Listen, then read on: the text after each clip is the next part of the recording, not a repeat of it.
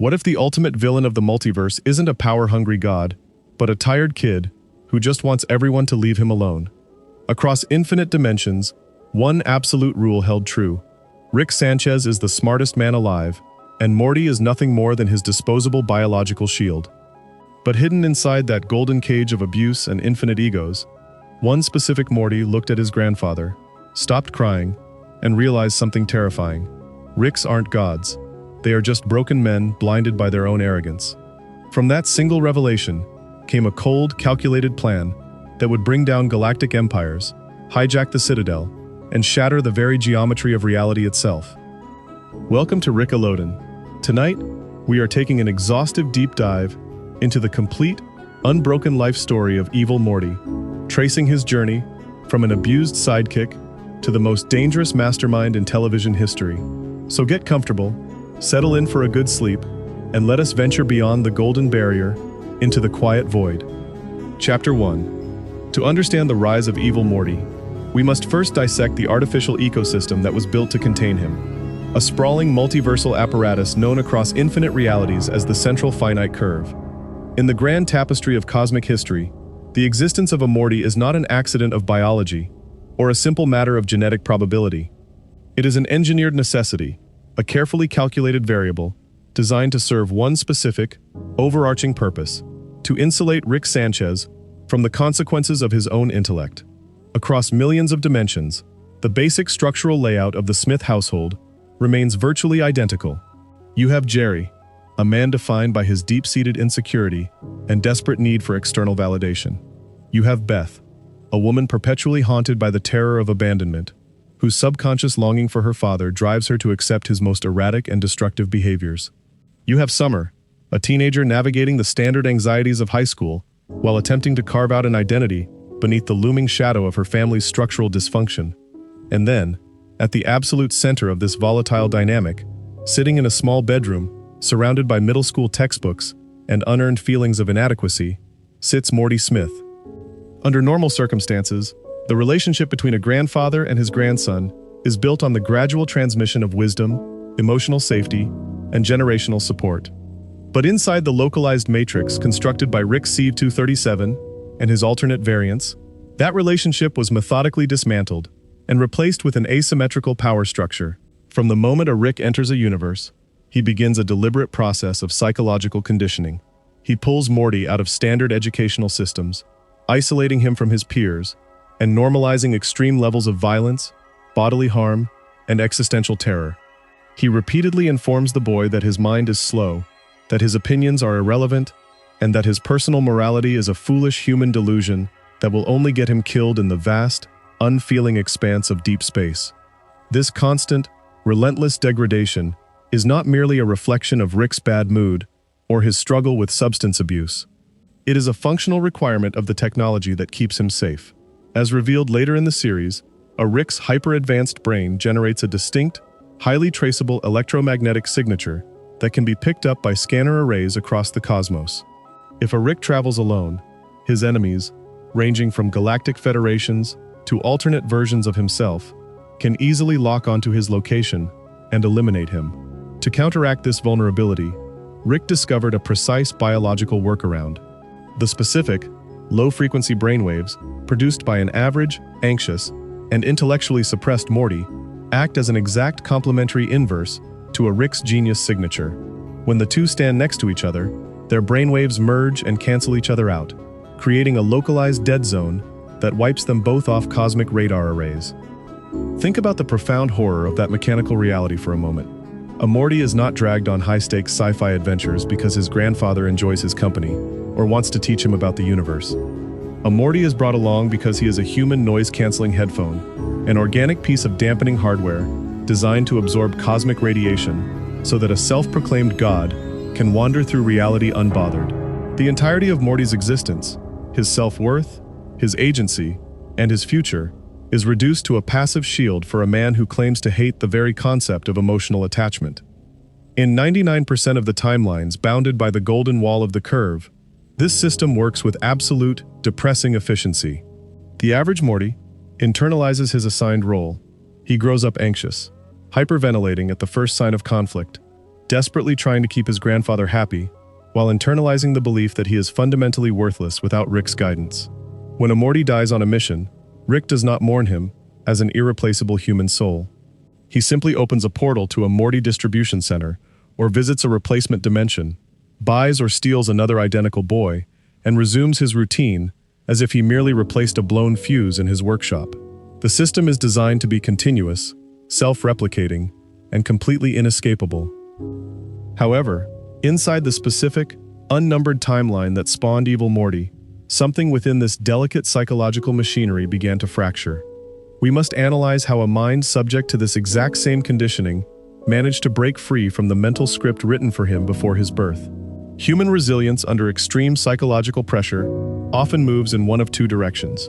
It either results in total institutionalization, where the victim becomes entirely dependent on the abuser for their sense of reality, or it triggers an hyper-vigilant, analytical detachment. Evil Morty did not break. Instead, he detached. He began to observe his Rick, not as an all-powerful, charismatic mentor figure, but as an object of forensic study. While his grandfather was slurring through alcohol-fueled rants about his own genius, this Morty was sitting quietly in the passenger seat of the flying saucer, analyzing the precise mechanical components of the portal gun. He observed how the green fluid was synthesized, how the spatial temporal targeting arrays were calibrated, and how the internal energy cells regulated dimensional coordinates. He paid close attention to the way his Rick interacted with galactic technology, taking mental notes on every password, every security override, and every backdoor protocol built into his grandfather's laboratory apparatus. More importantly, this Morty began to dissect the fundamental psychological weakness inherent to every Rick in existence: absolute, unadulterated hubris. A Rick cannot conceive of a world where a Morty poses a genuine threat to his safety.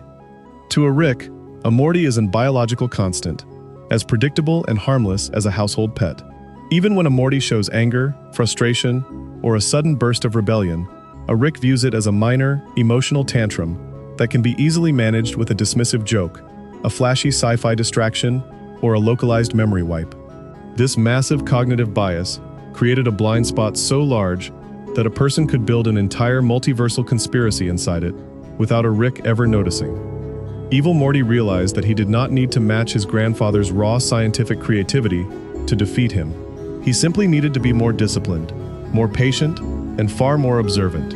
While his Rick spent his days getting blackout drunk, fighting alien warlords, and building absurd contraptions to solve trivial personal problems, Evil Morty was quietly assembling an inventory of his grandfather's technological secrets.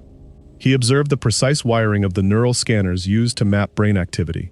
He learned how electrical impulses could be fed directly into the central nervous system to manipulate motor control, erase specific memories, or overwrite conscious thought entirely. We can trace the initial spark of his rebellion to a profound, quiet realization: the understanding that the suffering of Mortys across the multiverse was not a tragic accident, but a feature of the system itself. He saw that his grandfather was not an eccentric, misunderstood hero trying to navigate a harsh universe, but a parasite who fed on the innocence and stability of his own family. He realized that as long as the Central Finite Curve remained intact, infinite generations of Mortys would be born into this exact same meat grinder, living short, terrifying lives designed entirely to cushion the ego of a man who could not even remember their birthdays. This realization transformed his trauma from a source of personal misery into a cold, uncompromising ideological mission. He did not want revenge in the classical sense. He did not want to confront his Rick in a dramatic, loud argument, nor did he want to prove his worth by winning a battle of wits. He understood that engaging with a Rick on a Rick's terms is a fool's errand, because a Rick will always resort to escalating violence, reckless collateral damage, and narrative redirection to win an argument. Instead, Evil Morty chose the path of total tactical silence. He waited for the precise moment when his Rick's guard was completely down. It was not a grand, cinematic confrontation involving lasers or portal battles. It was a silent, methodical strike execution inside the garage. Using a customized cybernetic transmitter built from scavenged components, Evil Morty bypassed his Rick's personal security defenses and installed a micro-receiver directly into his grandfather's brainstem. With the flip of a single concealed switch, the smartest man in that universe was completely neutralized. His consciousness was reduced to a passive processing unit, his body transformed into an organic puppet, and his intellect harnessed as a computational proxy for the very boy he had spent years degrading. Consider the structural symbolism of this moment. The classic hierarchy that had defined the multiverse for generations was quietly inverted in a damp garage without a single alarm sounding. The genius stood staring blankly ahead, his eyes devoid of independent thought, while the boy sat beside him on the workbench, adjusting the frequency dial on a modified eye patch. Evil Morty had successfully stolen the keys to the kingdom, but he was smart enough to know that his journey was only just beginning. He had freed himself from his own personal tormentor, but he was still trapped inside the golden cage of the Central Finite Curve. Surrounding his universe were millions of other dimensions, all controlled by an infinite army of alternate Ricks, supported by a massive, bureaucratic citadel that regulated the flow of multiversal commerce and enforced the total subjugation of every Morty in existence. To break that golden cage, he could not simply run away. If he jumped to a random dimension, the Citadel's tracking networks would eventually locate an unsanctioned, independent Morty and reassign him to a new Rick, or eliminate him as an anomaly. To achieve true, permanent freedom, he needed to dismantle the entire structural foundation of the curve itself. He needed access to the deepest, most classified data archives in existence, specifically, the original, unedited memory scans of the man who started it all, Rick C-137. And so, sitting in the silence of his conquered home, Evil Morty placed the dark patch over his right eye, routing the remote control signals directly through his own optical nerves, and began drafting the master plan that would shatter reality forever. This first phase of Evil Morty's life lays the groundwork for everything that follows. It demonstrates that his ultimate strength was never raw physical power or flashy technological superiority. His true weapon was his complete, unyielding immunity to the psychological traps that destroy every other character in the series. He did not care about fame, he did not care about validation, and he did not care about being right. He understood that in a universe governed by infinite noise, the ultimate form of power is absolute, silent control over one's own destiny. As he prepared to step out into the broader cosmos, he was no longer a sidekick, no longer a biological shield, and no longer a victim. He was the architect of a new multiversal order, and the rest of the infinite realities had no idea he was coming. Chapter 2. With his own grandfather successfully transformed into a silent, mind-controlled drone, Evil Morty turned his attention toward the vast, interconnected infrastructure of the broader multiverse. He understood with absolute clarity that eliminating a single Rick in a single garage was nothing more than a temporary, localized victory. The Central Finite Curve was a massive, self-correcting machine. Across thousands of alternate realities, the Council of Ricks operated an endless bureaucratic and military apparatus designed to monitor dimensional flux, track unsanctioned portal travel, and regulate the infinite supply of Mortys. If an unsanctioned Morty suddenly popped up on their radar without a registered Rick, or if a Rick went missing without an official casualty report, the Citadel's enforcement divisions would immediately dispatch an automated sweep team to investigate. To secure his complete long-term survival, Evil Morty could not merely hide in the shadows. He had to actively engage with the multiversal network, study its operational vulnerabilities, and systematically extract the technical parameters required to break the golden seal surrounding their reality.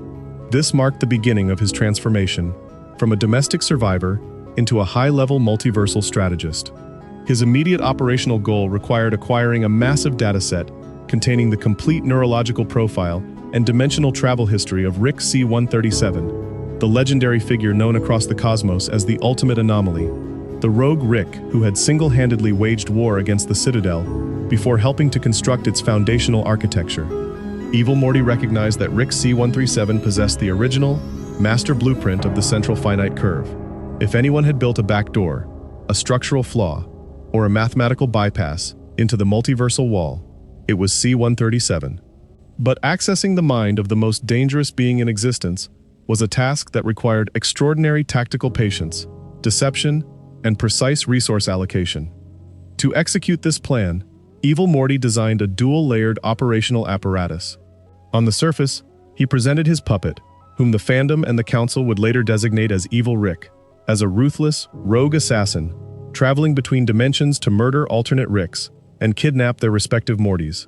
Through the cybernetic link hidden beneath his eye patch, Evil Morty controlled every action, every line of dialogue, and every tactical decision made by his roboticized grandfather. When Evil Rick spoke with that classic, arrogant, condescending drawl, it was actually the young boy sitting quietly in the background who was calculating the cadence, the sci-fi terminology, and the exact tone of unearned superiority required to fool every observer.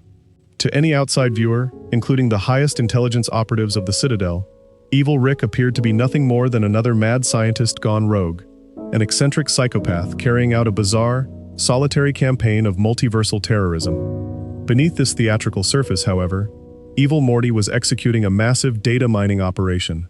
Every time his puppet killed an alternate Rick, Evil Rick did not merely loot the laboratory for standard weapons or portal fluid. Instead, he connected a localized neural extractor directly into the brainstem of the deceased target, downloading their entire lifetime of scientific memories, multiversal coordinates, and personal observations regarding Rick C-137. Evil Morty was systematically constructing a massive, three-dimensional digital map of the entire Central Finite Curve, tracking the exact migration patterns, behavioral tendencies, and security protocols of every Rick variant in existence. However, operating a multidimensional assassination campaign carries a massive, inescapable risk: the continuous generation of traceable neural noise. As established by the physical laws of the series, a Rick, even a mind-controlled puppet Rick, produces an intensely loud, highly distinct brainwave pattern that can be picked up by long-range Citadel scanners. To execute his grand scheme without being detected before reaching C-137, Evil Morty needed a cloaking shield of unprecedented magnitude. A standard electronic jamming field, or holographic camouflage device, would be easily flagged by the sophisticated diagnostic tools of the Council. He needed an organic, biologically active dampening field, capable of completely masking the computational output of his stolen intelligence network. This requirement led directly to the creation of one of the most terrifying, iconic structures in animated science fiction history, the human matrix of tortured Mortys. Locating a secluded, hollowed-out asteroid in an unmapped, outer rim dimension, Evil Morty oversaw the construction of a massive, industrial base. Over the outer hull of this immense structure, he arranged hundreds of kidnapped Mortys, strapping them into rigid, steel scaffolding that held their bodies in place against the cold metal exterior. Every single boy was connected to a specialized neural grid that delivered a continuous, precisely regulated electrical shock directly into their pain receptors. To analyze this act accurately, one must look beyond the immediate visual horror and examine its cold, structural symbolism. Evil Morty did not construct this matrix out of sadistic joy or personal cruelty toward his fellow Mortys. In his uncompromising mind, the average Morty was already trapped in an endless loop of suffering, living as a disposable accessory for a grandfather who viewed them as livestock. By organizing their collective agony into a centralized mathematical grid, Evil Morty converted their passive, everyday trauma into a functional weapon. The overlapping waves of immense pain, fear, and psychological distress, produced by hundreds of suffering boys, created a dense, chaotic wall of complementary brainwaves that completely erased the asteroid base from every scanner in the known universe. To the Council of Ricks, that sector of space was a total dead zone, an empty patch of vacuum containing nothing worth investigating. Inside this hidden fortress, Evil Morty sat in a darkened control room, monitoring the vast network of diagnostic screens that tracked his puppet's progress across the dimensions. He watched as Evil Rick successfully framed Rick C-137 for the series of multiversal murders, planting circumstantial evidence across various timelines that guaranteed the Council of Ricks would initiate a full-scale manhunt. Everything was moving according to a master sequence. Evil Morty knew that C-137 would not simply allow himself to be captured or executed by the Citadel.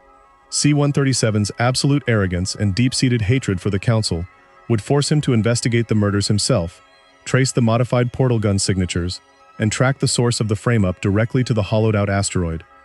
When Rick C-137 and his primary grandson finally arrived at the hidden base, the plan executed with flawless mechanical efficiency. Upon witnessing the horrific sight of hundreds of Mortys suffering on the outer wall, C-137 was momentarily stunned, unable to process the absolute insanity and scale of the operation. Before C-137 could analyze the technological layout of the installation, Evil Morty's automated defense system subdued him, dragging him into the primary holding chamber and securing him inside a heavy-duty, neural extraction frame. It was in this precise moment that Evil Morty demonstrated his total mastery over the psychological art of misdirection. As Rick C-137 lay trapped in the scanner frame, Evil Rick stepped forward to deliver a long, arrogant, villainous monologue about his plans to download C-137's entire memory library. While C-137 was glaring at the puppet, hurling insults, and searching for a way to pick the physical locks on his restraints, Evil Morty stood quietly in the background, dressed in standard, ragged Morty clothes, holding a simple notepad, looking for all the world like an abused, helpless assistant, standing in the shadow of a madman. He allowed C-137 to focus 100% of his attention, anger, and deductive energy on the puppet. Not for a single fraction of a second did the smartest man in the universe consider that the quiet, timid boy, standing 3 feet away, was the master intelligence, directing the entire trap. Simultaneously, Evil Morty had thrown C-137's grandson into a massive holding cell, located deep within the lower levels of the base, packed to capacity with dozens of terrified, broken Mortys who had been captured during the campaign. These Mortys had completely given up on the concept of escape or self-determination.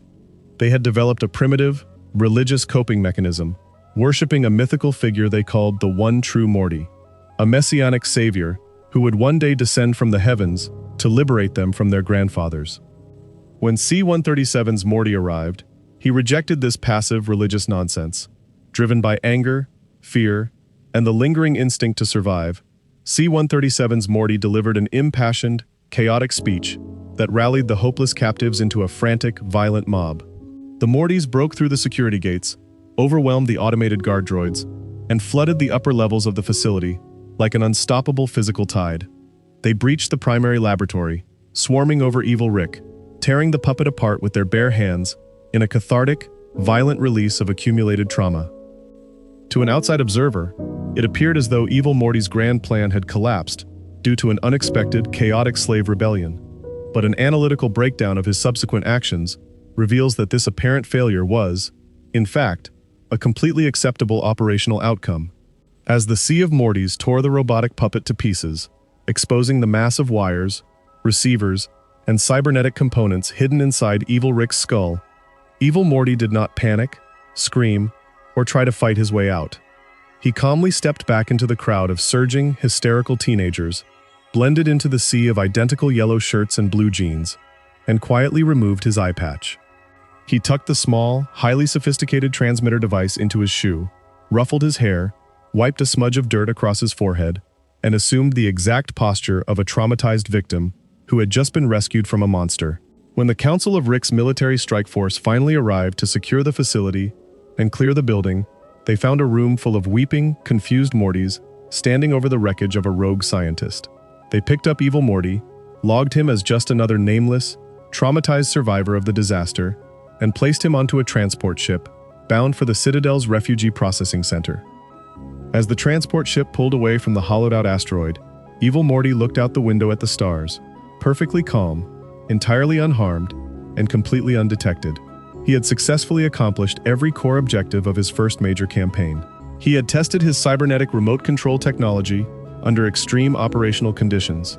He had gathered immense amounts of preliminary neural data from dozens of alternate Ricks, and most importantly, he had gained direct, unrestricted access to the absolute heart of the multiversal system, the Citadel itself.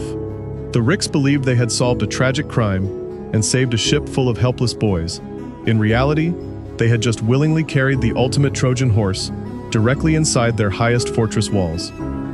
This chapter of Evil Morty's life highlights the absolute brilliance of his tactical design, where a Rick relies on brute force, loud theatricality, and overwhelming firepower to crush his opponents. Evil Morty utilizes his enemy's own systemic biases as his primary weapon. He understood that as long as Ricks viewed Mortys as mindless, interchangeable accessories, a Morty could stand in the center of their highest command rooms, holding the blueprints for their destruction, and remain completely invisible. He had officially stepped out of the private garage and onto the grand multiversal stage, and the golden cage of the Central Finite Curve had just taken its very first, irreversible structural crack. Chapter 3. Stepping off the refugee transport onto the crowded walkways of the Citadel of Ricks, Evil Morty found himself standing inside the absolute center of multiversal vanity. The Citadel was not merely a city, it was a sprawling, artificial metropolis, floating in the vastness of space, built by thousands of Ricks who had gathered together to protect their collective interests, pool their technical resources, and construct a society where their hyper-intelligence was worshipped as the ultimate law. But beneath the gleaming futuristic spires, the neon billboards, and the grand council halls lay a deeply dysfunctional, deeply divided caste system that was rotting from the inside out. To the ruling elite of the Citadel, the Council of Ricks, Mortys were nothing more than a necessary biological burden, a mass of low-wage laborers, retail workers, and disposable sidekicks who were expected to keep the city running while remaining entirely silent, submissive, and invisible.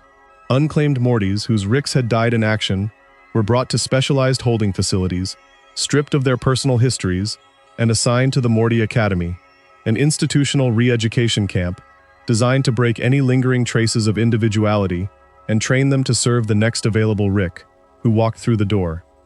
For Evil Morty, entering this system was not a setback. It was an unprecedented strategic opportunity. While the Council viewed the refugee Mortys as a disorganized, pathetic mass of traumatized children, Evil Morty saw a massive, untapped political constituency that had been systematically abused, underrepresented, and ignored for generations. He understood that a society built entirely on the absolute superiority of one specific group will always generate an enormous, angry underclass that is ripe for ideological mobilization. He did not need to construct a massive army of killer robots or build a planet-destroying weapon to bring down the Citadel. He simply needed to give the discarded people of the city a voice, a promise of equality, and a leader who looked exactly like them. To execute this long-term political infiltration, Evil Morty adopted a persona of absolute humility, professionalism, and soft-spoken competence. He navigated the grueling bureaucracy of the Morty Academy with effortless ease, scoring perfectly on behavioral evaluations while maintaining a completely unassuming, quiet demeanor.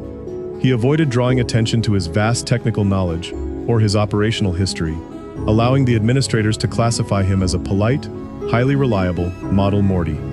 Upon completing his processing, instead of accepting a standard assignment as a sidekick to a frontline Rick, he entered the administrative sector of the city, quietly rising through the ranks of the Citadel's municipal government.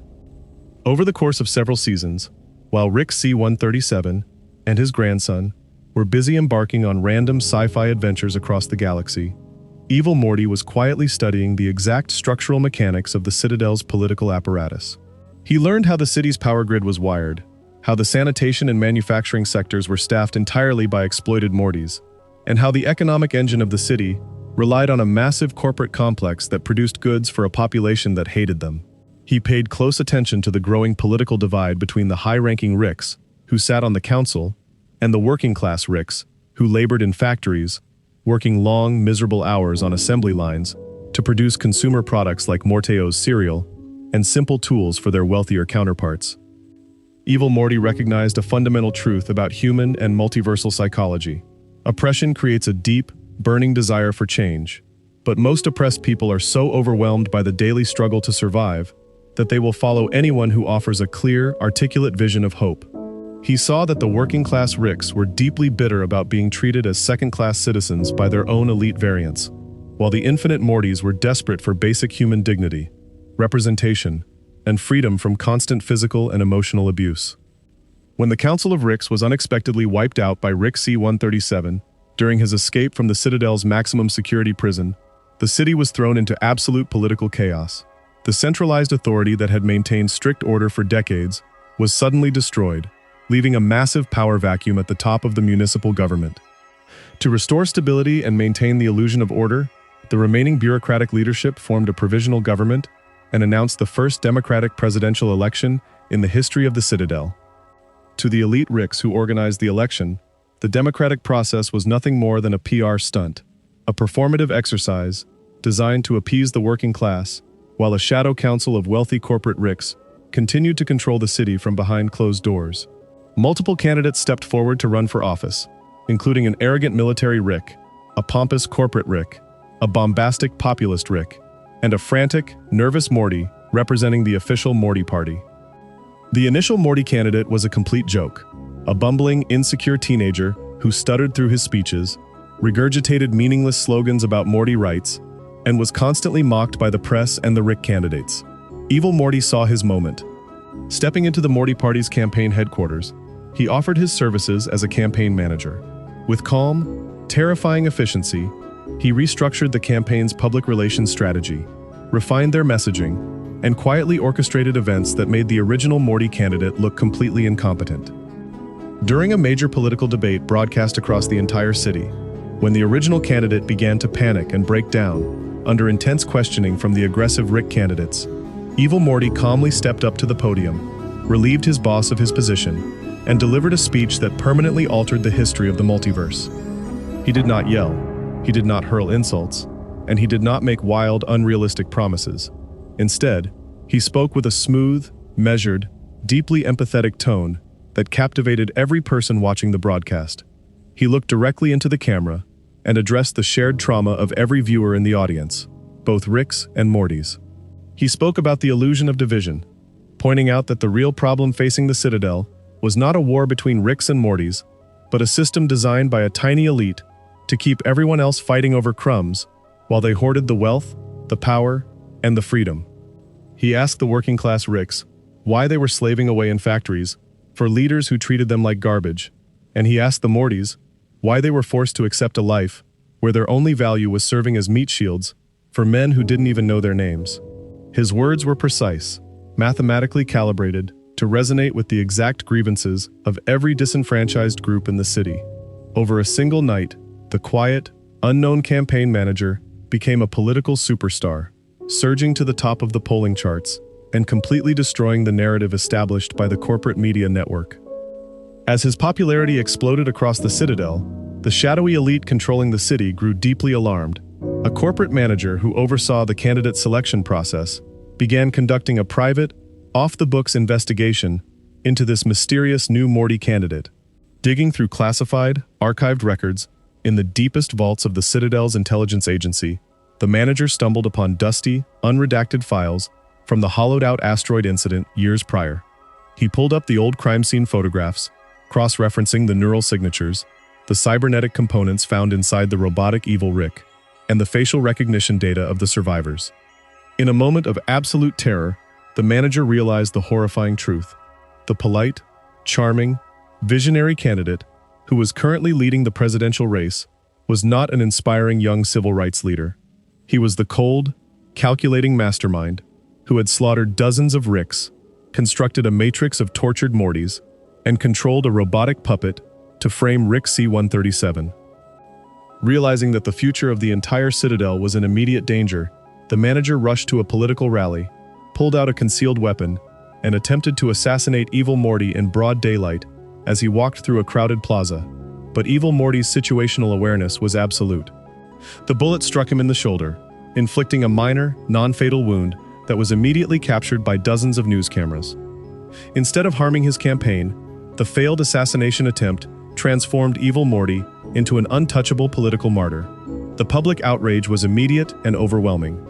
The working-class citizens saw the attack as proof that the corrupt establishment was terrified of real change and willing to commit murder to stay in power. The manager was tackled, arrested, and executed by security forces, taking his warnings to the grave before he could reveal his findings to the public. When the final election results were tallied across every district of the Citadel, the unthinkable had happened. Evil Morty won the election by a massive landslide, securing a decisive victory over every Rick candidate on the ballot. Standing on the balcony of the Citadel's presidential palace, looking out over a city of millions of cheering citizens, the quiet boy, from an unnumbered timeline, was officially sworn in as the first president of the Citadel of Ricks. The moment the inauguration ceremony concluded, the charming, warm, democratic persona vanished instantly. Evil Morty walked into the executive boardroom, where the Shadow Council, a group of powerful corporate executives and elite Ricks, was waiting for him. The elite Ricks smugly informed the new president that his election victory was a cute story, but that he would ultimately do what he was told, operate within the boundaries they set, and allow them to continue running the city from behind the curtain. Evil Morty did not argue, make a speech, or raise his voice. He simply leaned over the conference table, pressed a single button on his security console, and had his personal guards open fire. Within seconds, every single member of the Shadow Council was gunned down, their bodies dumped into the airlocks and ejected directly into the cold vacuum of space. He systematically executed every high-ranking military officer, corporate CEO, and bureaucratic administrator who posed a potential threat to his absolute authority. He immediately restructured the Citadel's legal code, dismantled the old council laws, renamed the schools, reformed the police force, and established a total, centralized dictatorship.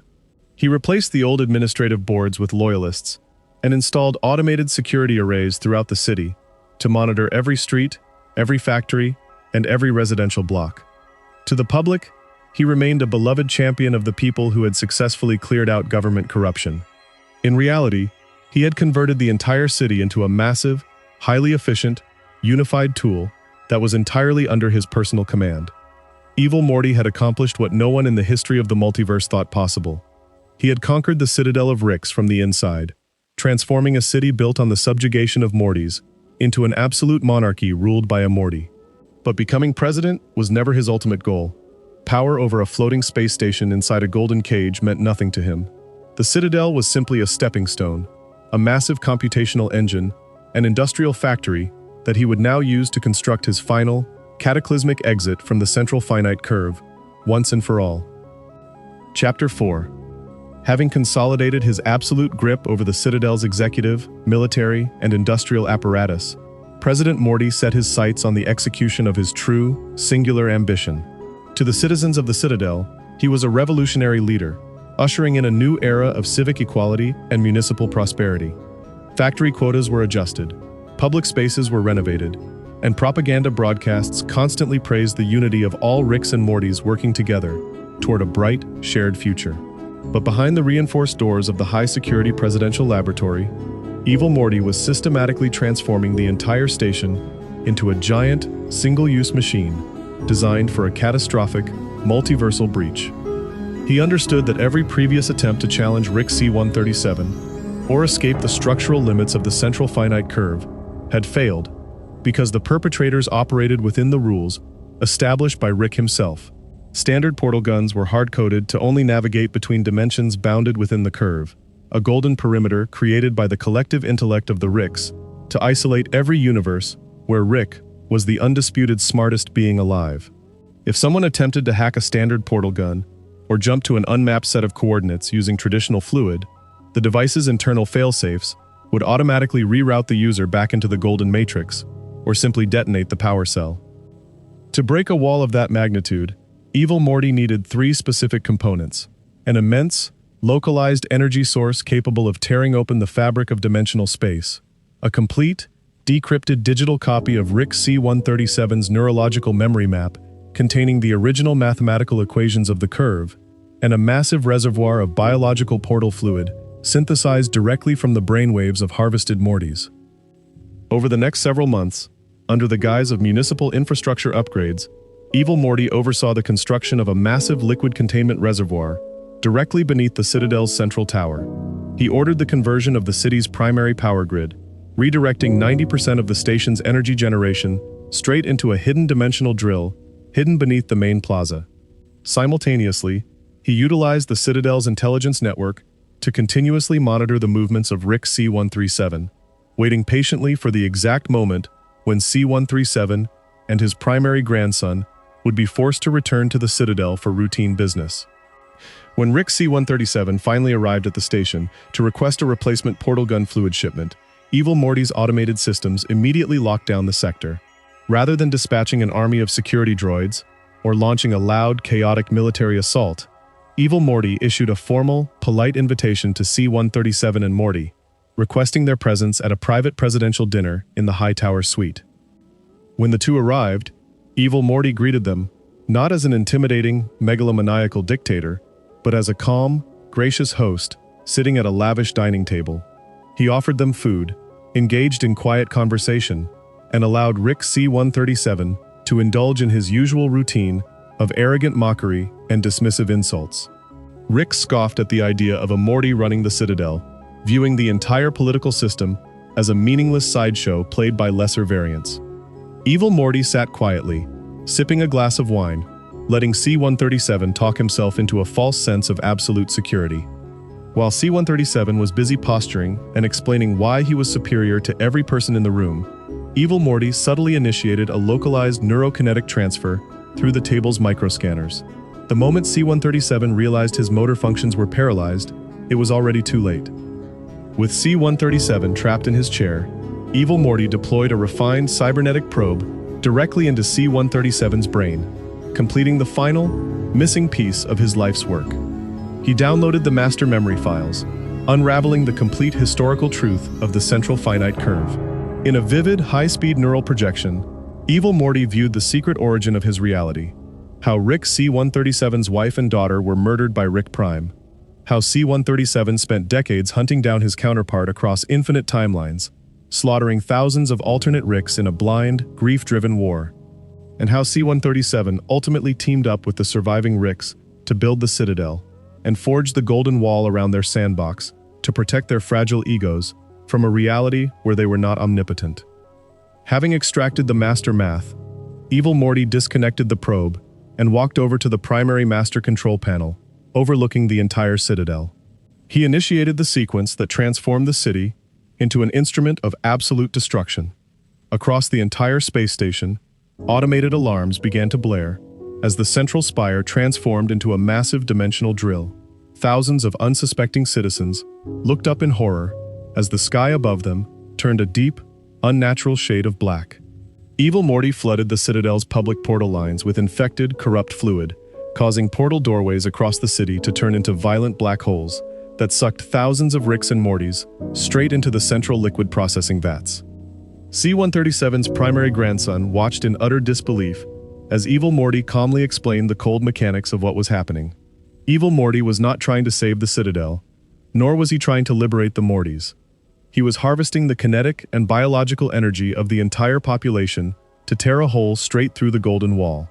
He pointed out to C-137's grandson that their entire universe was an abusive, self-contained loop designed by a broken man who couldn't handle his own grief, and that anyone who stayed inside was voluntarily choosing to be a character in Rick's eternal, self-pitying tragedy.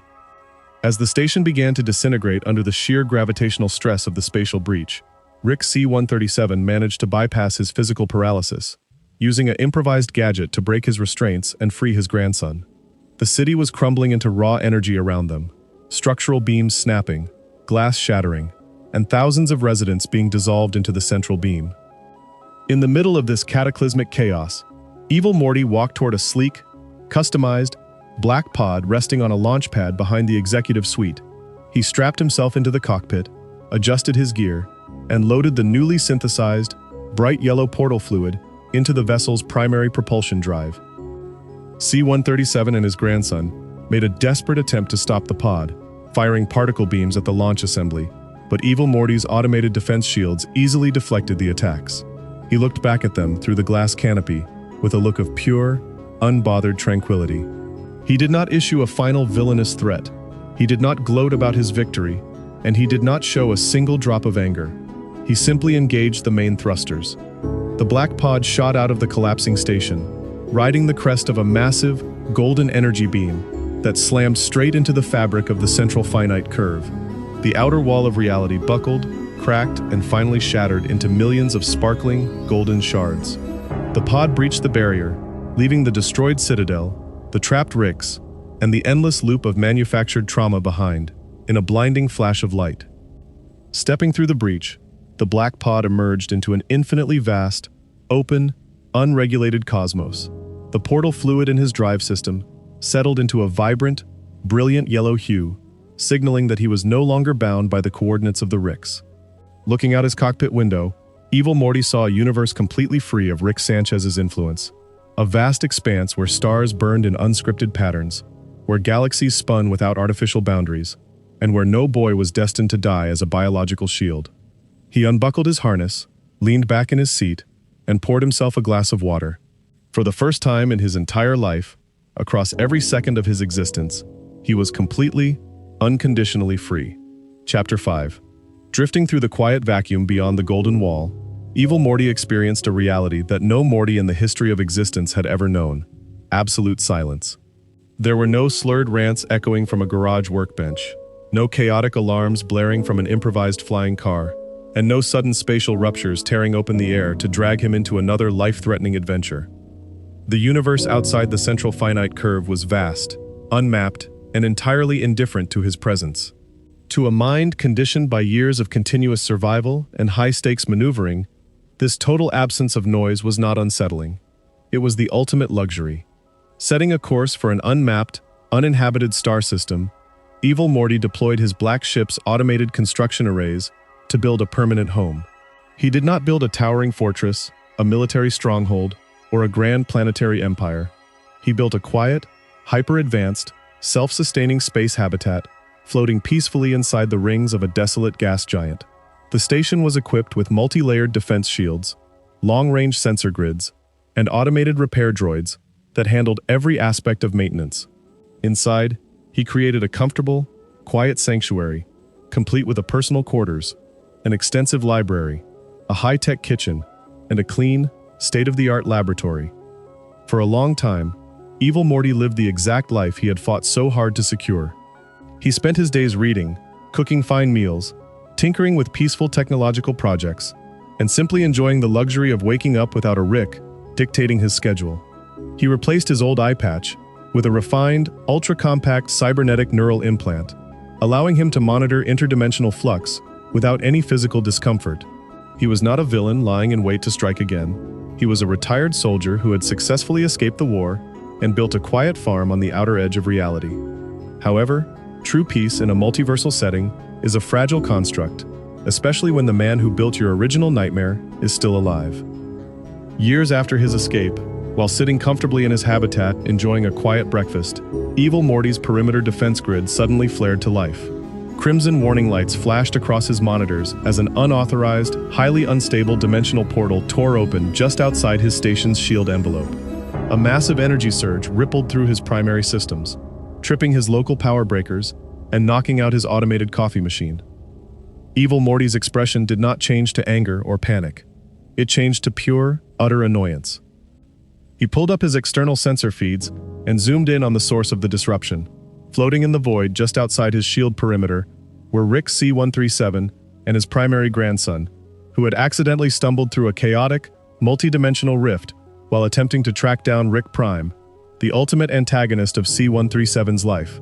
Rick's reckless, uncalibrated portal experiments had breached the outer buffer of Evil Morty's home, disrupting his quiet existence and bringing the loud, violent noise of the C-137 narrative straight back to his doorstep. Sighing heavily, Evil Morty stood up from his breakfast table, strapped on his tactical gear, and step-boarded his shuttle. He did not launch an attack to destroy them out of malice. He flew out to handle a nuisance, much like a homeowner stepping outside to deal with a noisy neighbor who had driven a truck through their front lawn. Intercepting Rick C-137 and Morty in deep space, Evil Morty effortlessly disabled their ship's weapons arrays with a single localized EMP wave from his cybernetic implant. Boarding their vessel, he greeted them with cold, exhausted sarcasm. Rick C-137 was stunned and deeply defensive, unable to comprehend how a Morty was living in luxury outside the curve, while C-137's grandson looked at Evil Morty with a mixture of awe and profound fear. Evil Morty made his position completely clear. He did not care about Rick's endless revenge quest. He did not care about Rick Prime, and he had no interest in entering their family drama. He simply wanted them to fix their spatial disruption, clear their portal residue out of his system, and get off his property forever. However, upon analyzing Rick C-137's tracking algorithms, Evil Morty's cybernetic brain quickly calculated a frustrating reality. Rick Prime's defense networks were so advanced, chaotic, and dangerous that C-137's sloppy, emotional approach would inevitably result in massive multiversal collateral damage that would continue to spill over into Evil Morty's peaceful domain. Rick C-137 was fighting with emotion, blind rage, and decades of unhealed grief, which made him predictable, reckless, and prone to walking straight into obvious traps.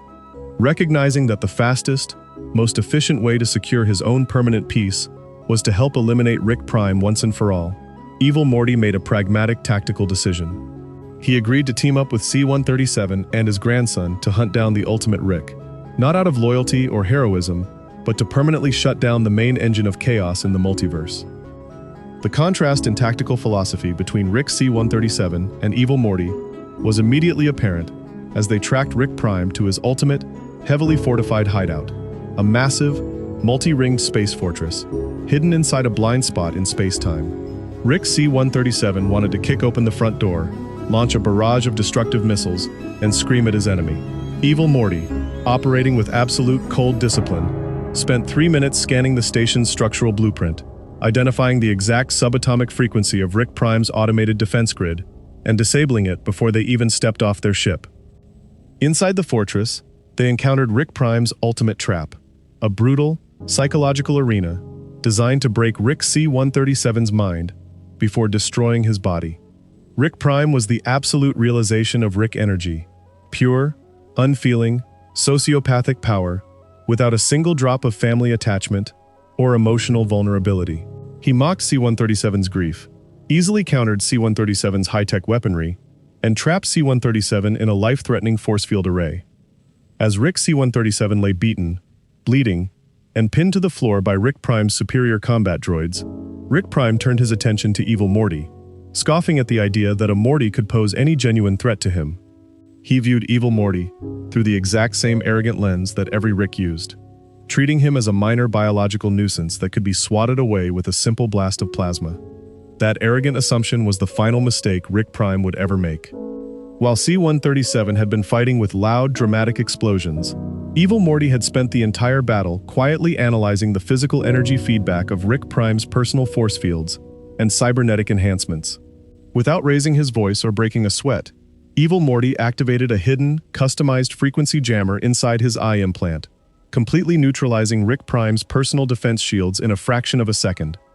Before Rick Prime could process the loss of his invulnerability, Evil Morty fired an electromagnetic restraint dart directly into Prime's chest, dropping the ultimate Rick to his knees, paralyzed and completely helpless.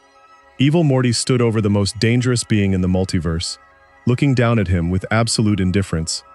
He did not deliver a long speech, he did not brag about his intellect, and he did not indulge in dramatic villainy.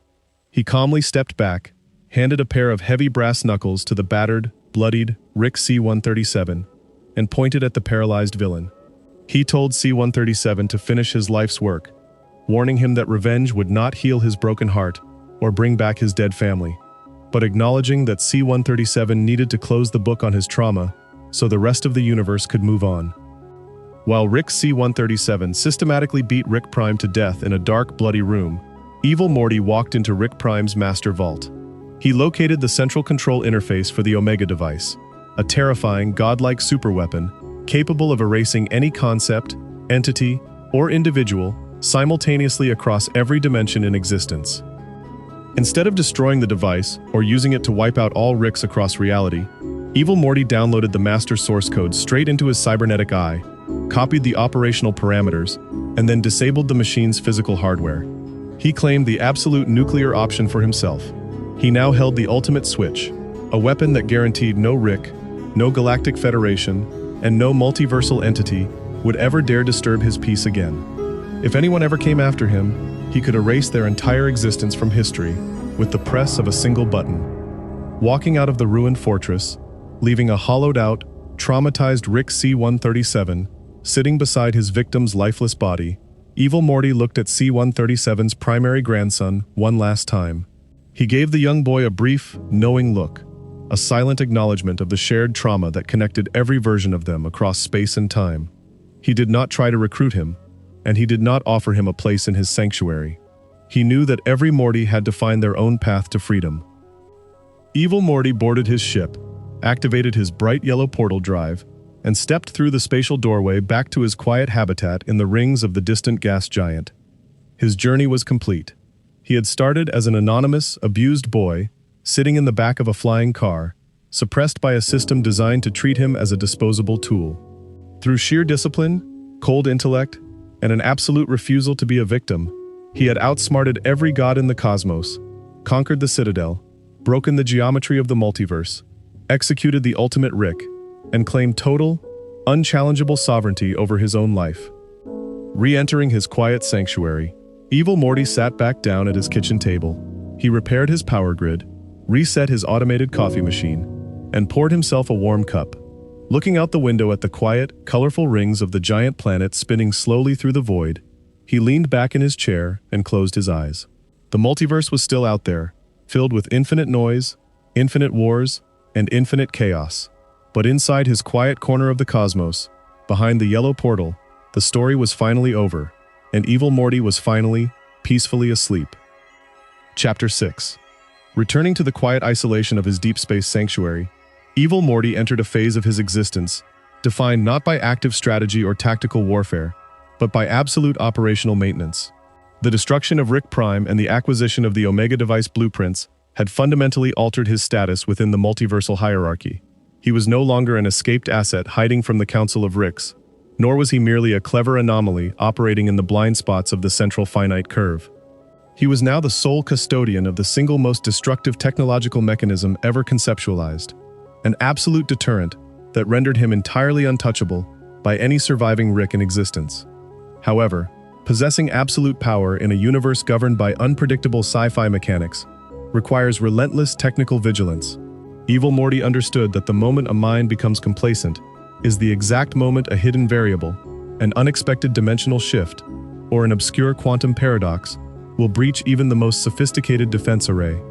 Inside his station's central laboratory, he set to work integrating the Omega device source code into his personal cybernetic architecture. He did not build a massive, physical superweapon that could be targeted, stolen, or sabotaged by an opportunistic Rick.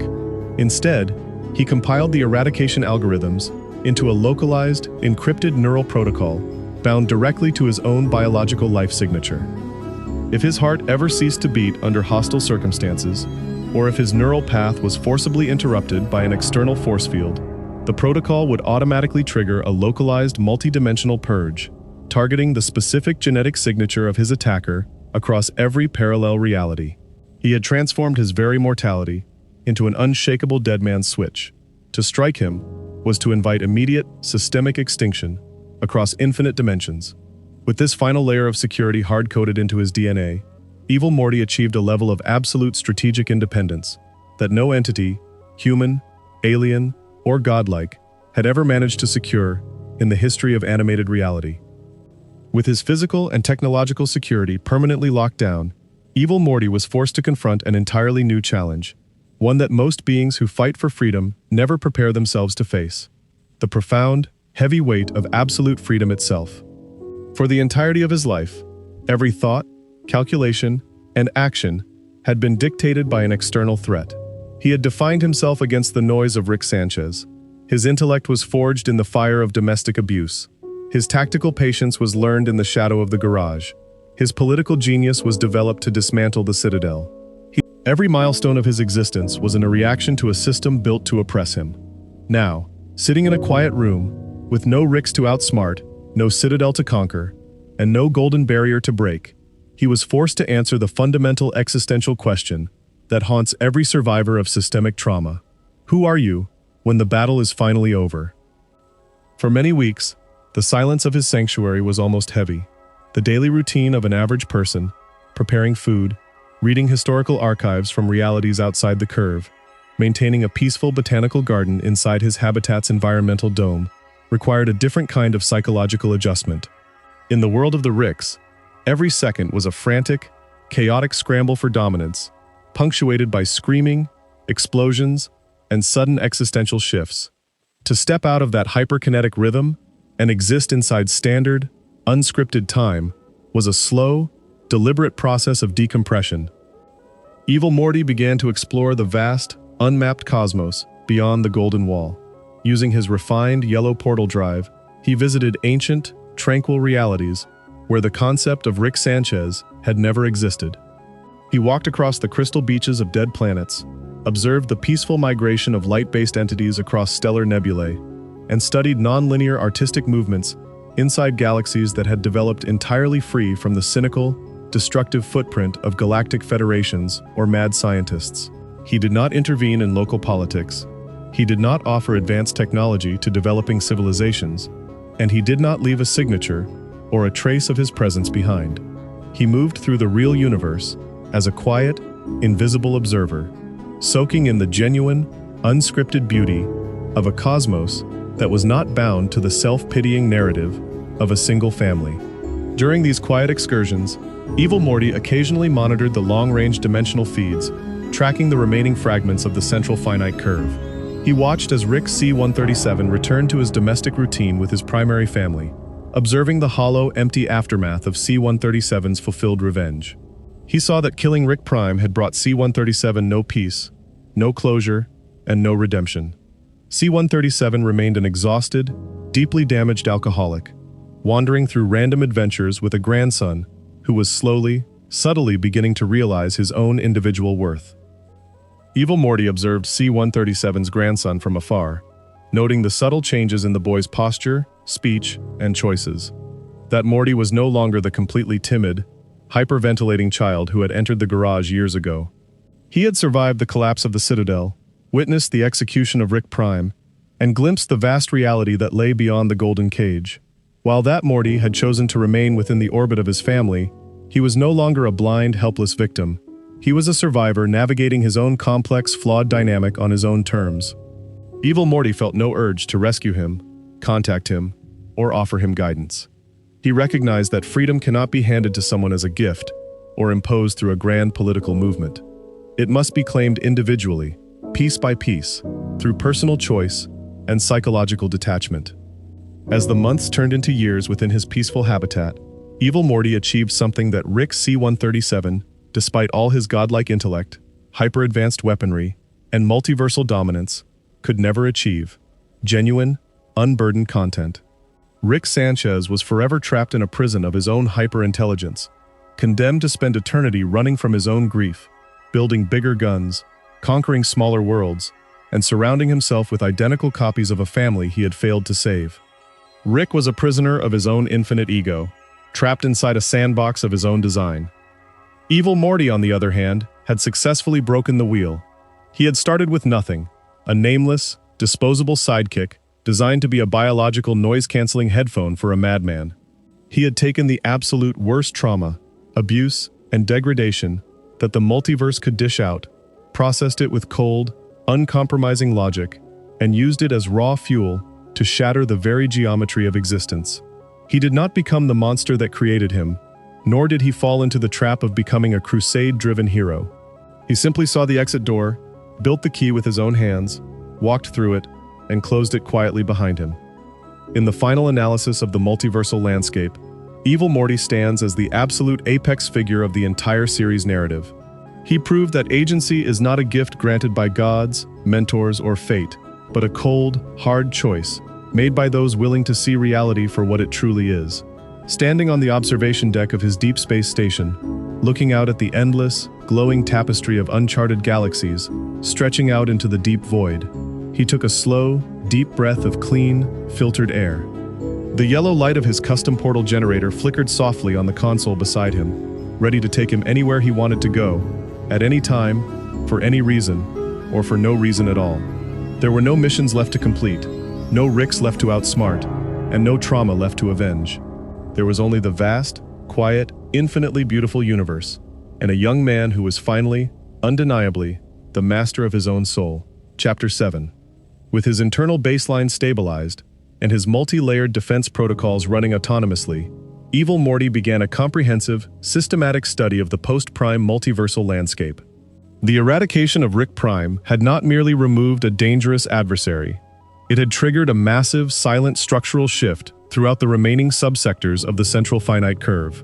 The total collapse of the Citadel, combined with the loss of its central administrative governance, had left thousands of outer rim dimensions in a state of absolute, unguided entropy.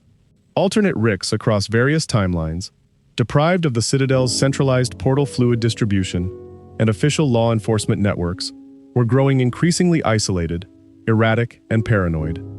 Evil Morty monitored these macro-environmental fluctuations through a custom, low-frequency diagnostic matrix embedded directly into his cybernetic neural interface. He observed how small, isolated pockets of alternate Ricks were attempting to reconstruct localized micro-governments, while others sank deeper into severe isolation, substance abuse, or self-destructive scientific experimentation. To an outside observer, this slow degradation of the Ricks might have seemed like an opportunity for a second, sweeping ideological crusade. An ambitious conqueror would have used this period of systemic instability to hunt down the remaining scattered variants, impose a unified order, or establish a permanent multiversal empire ruled exclusively by Mortys. However, Evil Morty harbored no interest in ideological crusades or imperial conquest. He understood with absolute clarity that attempt to govern, reform, or police other people inevitably entangles the ruler in the exact same toxic feedback loops that had destroyed the Council of Ricks. To build an empire, even one established on the noble premise of liberating Mortys, requires continuous surveillance, physical enforcement, systemic violence, and the maintenance of a massive, bloated bureaucratic apparatus. The moment a leader takes responsibility for the choices, safety, or moral alignment of millions of individuals, they cease to be a free agent and become a servant to the institution they constructed. Instead of building a nation, Evil Morty prioritized absolute personal minimalism. He systematically streamlined his sanctuary's resource consumption, replacing heavy industrial fabrication machinery with ultra-efficient, molecular-level recycling arrays. His habitat, floating silently within the dense gas rings of the desolate outer planet, operated on a closed-loop energy cycle, powered by ambient cosmic radiation and gravitational flux. He required no trade routes, no external supply chains, no labor force, and no secondary outposts. By reducing his operational footprint to the absolute minimum required for long-term comfort and security, he rendered his base functionally invisible to every standard observational array in the cosmos. During this period of intense operational refinement, Evil Morty directed his research toward the deep-level mathematical physics of spatial geometry beyond the Central Finite Curve. Within the enclosed golden sandbox built by the Ricks, dimensional physics operated on a restricted, heavily regulated set of physical laws designed to prioritize mechanical engineering, energy manipulation, and local spatial displacement. Outside the curve, however, the real universe contained vast, exotic regions of space-time governed by entirely different constants. He discovered spatial fields where traditional linear time did not exist, dimensions composed entirely of complex mathematical information, and vast cosmic structures that defied standard atomic chemistry. To navigate these non-standard realities safely, Evil Morty developed a completely new paradigm of dimensional navigation technology. Standard Rick portal technology relied on brute force spatial punching, using highly volatile, localized energy bursts to tear open temporary wormholes between targeted coordinates. This method was loud, energy-intensive, and left a persistent, traceable spatial signature that could be picked up by sensitive long-range sensors. Evil Morty engineered a refined, micro-frequency phase drive that did not tear through reality, but rather slid through the subatomic quantum fabric of space, like a needle through silk. His yellow portal doorways opened silently, generated zero localized thermal or electromagnetic radiation, and collapsed instantaneously, without leaving a single trace of spatial distortion behind. This technological leap meant that even if a surviving, hyper-advanced Rick managed to detect a subtle anomaly in deep space, there would be no directional vector or spatial tail to follow back to its origin. Evil Morty had effectively transcended the foundational mechanics of sci-fi combat established by his creator, where Ricks fought with loud, flashy, destructive energy weapons and planetary-scale orbital arrays. Evil Morty operated in the realm of absolute quantum invisibility and subtle, phase-shifted positioning. As he spent quiet hours inside his laboratory, fine-tuning these micro-frequency drives, Evil Morty occasionally reflected on the profound contrast between his own developmental trajectory and that of the infinite Mortys still trapped inside the remaining cycles of the curve. The average Morty was kept in a state of perpetual intellectual infantilization, conditioned from early childhood to rely entirely on external authority figures for validation, protection, and direction.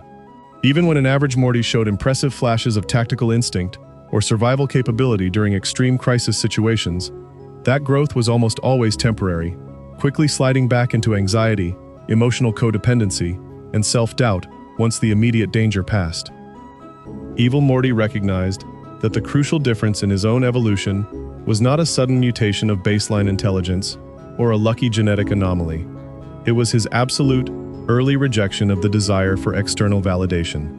He had realized at a young age that seeking approval, recognition, or love from a deeply damaged, abusive creator is an infinite, unwinnable game designed to keep the victim perpetually subordinate. By completely severing his emotional investment in what his Rick, his family, or his peers thought of him, he had freed up immense amounts of mental processing power that would have otherwise been consumed by anxiety, anger, and self-pity. He had converted his attention entirely inward, focusing exclusively on self-mastery, discipline, and practical capability. He did not waste energy wishing his family was different, nor did he waste time waiting for a messianic savior or a grand cosmic justice to fix his circumstances. He assessed his reality with cold, unvarnished precision, identified the precise technical steps required to achieve absolute independence, and executed those steps over years of silent, uninterrupted work. Now, sitting peacefully in his quiet, self-contained habitat, as the soft ambient lights of his control console hummed gently in the background, Evil Morty looked out at the infinite expanse of the true cosmos. He was not a god, not a monster, and not a hero. He was simply a fully realized, independent individual who had looked into the absolute abyss of multiversal chaos, mastered every tool required to survive it, and successfully claimed the ultimate prize, a quiet, peaceful life of his own making, entirely free from the noise of the world that created him. Chapter 8. With his new micro-frequency phase drive operational and integrated seamlessly into his black ship, Evil Morty turned his analytical mind toward the long-term preservation of his physical and cognitive well-being. Having neutralized every external threat, dismantled his personal abusers, and secured a quiet domain outside the Central Finite Curve, he faced the subtle, internal degradation that comes from prolonged isolation in deep space. He understood that survival was not merely a matter of deflection shields and quantum stealth. It required the continuous maintenance of the biological frame that housed his formidable intellect. In the standard universe, Ricks approached human physiology with the same arrogant recklessness they applied to space travel. They routinely replaced damaged organs with crude, noisy cybernetics, cloned themselves into younger bodies when aging became inconvenient, or relied on volatile chemical cocktails to suppress physical pain and mental exhaustion. These methods were quick, loud, and prone to catastrophic failure during times of stress. Evil Morty rejected these brute force biological interventions. He engineered a sophisticated, non-invasive biomaintenance grid within his living quarters that constantly monitored his cellular health, neurochemical balance, and physical vitality. Every night, while he slept, gentle microfields calibrated his REM sleep cycles, flushed metabolic waste from his brain tissues, and repaired localized cellular stress caused by exposure to ambient cosmic radiation. His physical form remained that of a young man, but his bodily systems operated at peak human efficiency, unburdened by the chronic anxiety, elevated cortisol, and physical neglect that plagued almost every other Morty across the multiverse. He consumed balanced, high-density nutrients, synthesized at the molecular level, ensuring his mind remained sharp, calm, and utterly clear. This deep physical equilibrium allowed Evil Morty to explore intellectual domains far beyond the scope of military strategy or survival mechanics. Freed from the constant need to anticipate attacks or plan counteroffensives, he began cataloging the vast array of historical and philosophical texts he had archived during his travels across the unmapped dimensions. He studied ancient languages, complex economic models from peaceful alien worlds, and theoretical frameworks developed by civilizations that had chosen to abandon space travel entirely in pursuit of internal, mental development. He discovered a profound appreciation for quiet, solitary craftsmanship. In a dedicated wing of his laboratory, he began constructing non-functional, intricate mechanical timepieces, working with micro-tools under high magnification. This exercise served no grand strategic purpose. It was a deliberate practice in patience, precision, and focus for its own sake. In these quiet hours, spent delicately balancing microscopic gear trains and setting ruby bearings, there was no trace of the boy who had built a wall of tortured Mortys or executed elite corporate executives on the Citadel. There was only a quiet artisan, engaging with physical reality on his own terms. Occasionally, his long-range passive sensors would register the distant, faint echo of a spatial collapse occurring deep within the remnants of the Central Finite Curve. Even without active tracking, he could easily interpret the data. Another Rick had pushed a dangerous experiment too far. Another planet had suffered a sudden ecological or biological crisis. Another timeline had been abandoned and left to rot, while its creators jumped to a fresh parallel world. These distant disruptions no longer stirred any lingering anger or trauma inside him. He viewed them with the same detached, clinical interest one might direct toward a distant storm occurring on an uninhabited gas planet. The infinite machine of the Ricks was continuing to destroy itself through its own unyielding arrogance, exactly as he had predicted years ago. Their desperate need to dominate, control, and assert intellectual superiority was a self-consuming fire that would eventually burn through every remaining resource within their enclosed sandbox. Evil Morty had no desire to put out that fire, nor did he feel any compulsion to watch it burn.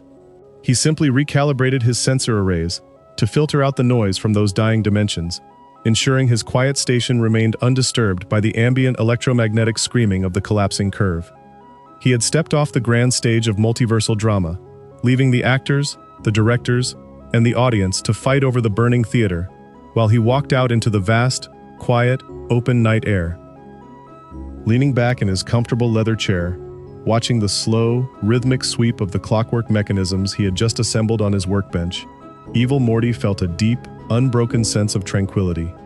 His station drifted silently through the shimmering rings of the gas giant, bathed in the soft, amber light of a distant star. There were no missions left to plan, no traps left to spring, and no enemies left to conquer. He was entirely safe, entirely self-sufficient, and entirely free. Chapter 9. As the quiet cycles stretched into months inside his self-contained sanctuary, Evil Morty turned his attention to a long-term project designed to permanently insulate his mind from the lingering, residual effects of his early childhood trauma. While his physical health was maintained through precise biological monitoring, he recognized that neural pathways carved by years of continuous emotional abuse, hypervigilance, and calculated survival do not simply erase themselves. Left unchecked, even a quiet mind can develop subtle, subconscious patterns of paranoia, driving an individual to build unnecessary defenses or seek out threats where none exist. To address this foundational human vulnerability, Evil Morty engineered a highly sophisticated, non-invasive neuromapping array. Unlike the crude memory erasers built by Rick C-137, or the violent mind-blowers used to wipe traumatic events from Morty's consciousness, Evil Morty's device did not destroy, redact, or rewrite a single second of his past. He understood that erasing memory is a cowardly, self-defeating tactic that leaves vast, unmapped blank spots in an individual's personal history, creating psychological instability and leaving them prone to repeating the exact same mistakes. Instead, his neuromapping array recontextualized his complete memory library. It systematically uncoupled the raw historical facts of his childhood from the emotional triggers, physical pain responses, and fight-or-flight reactions originally attached to them. Over quiet, daily integration sessions, he systematically reviewed every memory of degradation, every line of slurred verbal abuse from his original Rick, and every moment of cold calculation required to construct his eye patch controller. Through this clinical, detached reprocessing, those memories were stripped of their lingering toxic weight. They ceased to be painful, bleeding scars that could be weaponized by a psychological trigger or an unexpected encounter. They became neutral, objective data points, historical records detailing the exact mechanics of how a specific biological organism survived a hostile environment and achieved total independence. He did not forgive his creators, nor did he look back on his suffering with romanticized notions of character building. He simply filed the past away into the dark, quiet archives of his mind, locking the door and keeping the key in his own pocket. Simultaneously, Evil Morty implemented a sweeping, autonomous upgrade to his Deep Space Station's long-range surveillance grid. He recognized that while he had moved beyond the reach of the Central Finite Curve, the cosmic void outside the Golden Wall was not entirely empty. Ancient cosmic entities, non-human hive minds, and hyper-advanced interdimensional cartographers occasionally traversed the outer boundaries of the multiverse. Rather than relying on active radar sweeps or high-energy scanning pulses that could betray his location to an observant traveler, he deployed a wide network of passive quantum sensors disguised as ordinary space debris. These microdrones drifted along the outer perimeter of his star system, picking up faint gravitational distortions, subatomic particle shifts, and localized changes in spatial density. If a foreign vessel or energy signature entered his system, Evil Morty would be alerted hours before the intruder even realized a star system was there. His black ship was kept in a state of constant operational readiness, docked securely within the main hangar bay of the habitat. Its hull had been treated with a specialized, non-reflective material that absorbed 99.9% of all electromagnetic radiation, rendering it visually and electronically invisible against the cold backdrop of open space. The yellow portal drive, powered by the refined, pure fluid he had synthesized during his escape, remained permanently calibrated to his personal biometric signature. No other entity could activate the vessel, override its nav computer, or reverse engineer its propulsion systems. In the rare moments when he looked back through his archived telemetry data at the distant, flickering coordinates of the Smith family home in dimension C137, he felt no curiosity, no nostalgia, and no desire to intervene. He saw that life in that house continued in its predictable, chaotic loop. Rick drinking in the garage, Jerry seeking petty validation, Beth struggling with her identity, Summer navigating teenage social hierarchies, and the primary Morty trying to balance schoolwork with life-threatening sci-fi missions. It was a closed domestic theater, an infinite soap opera, playing out in a million tiny variations across the remnants of the curve.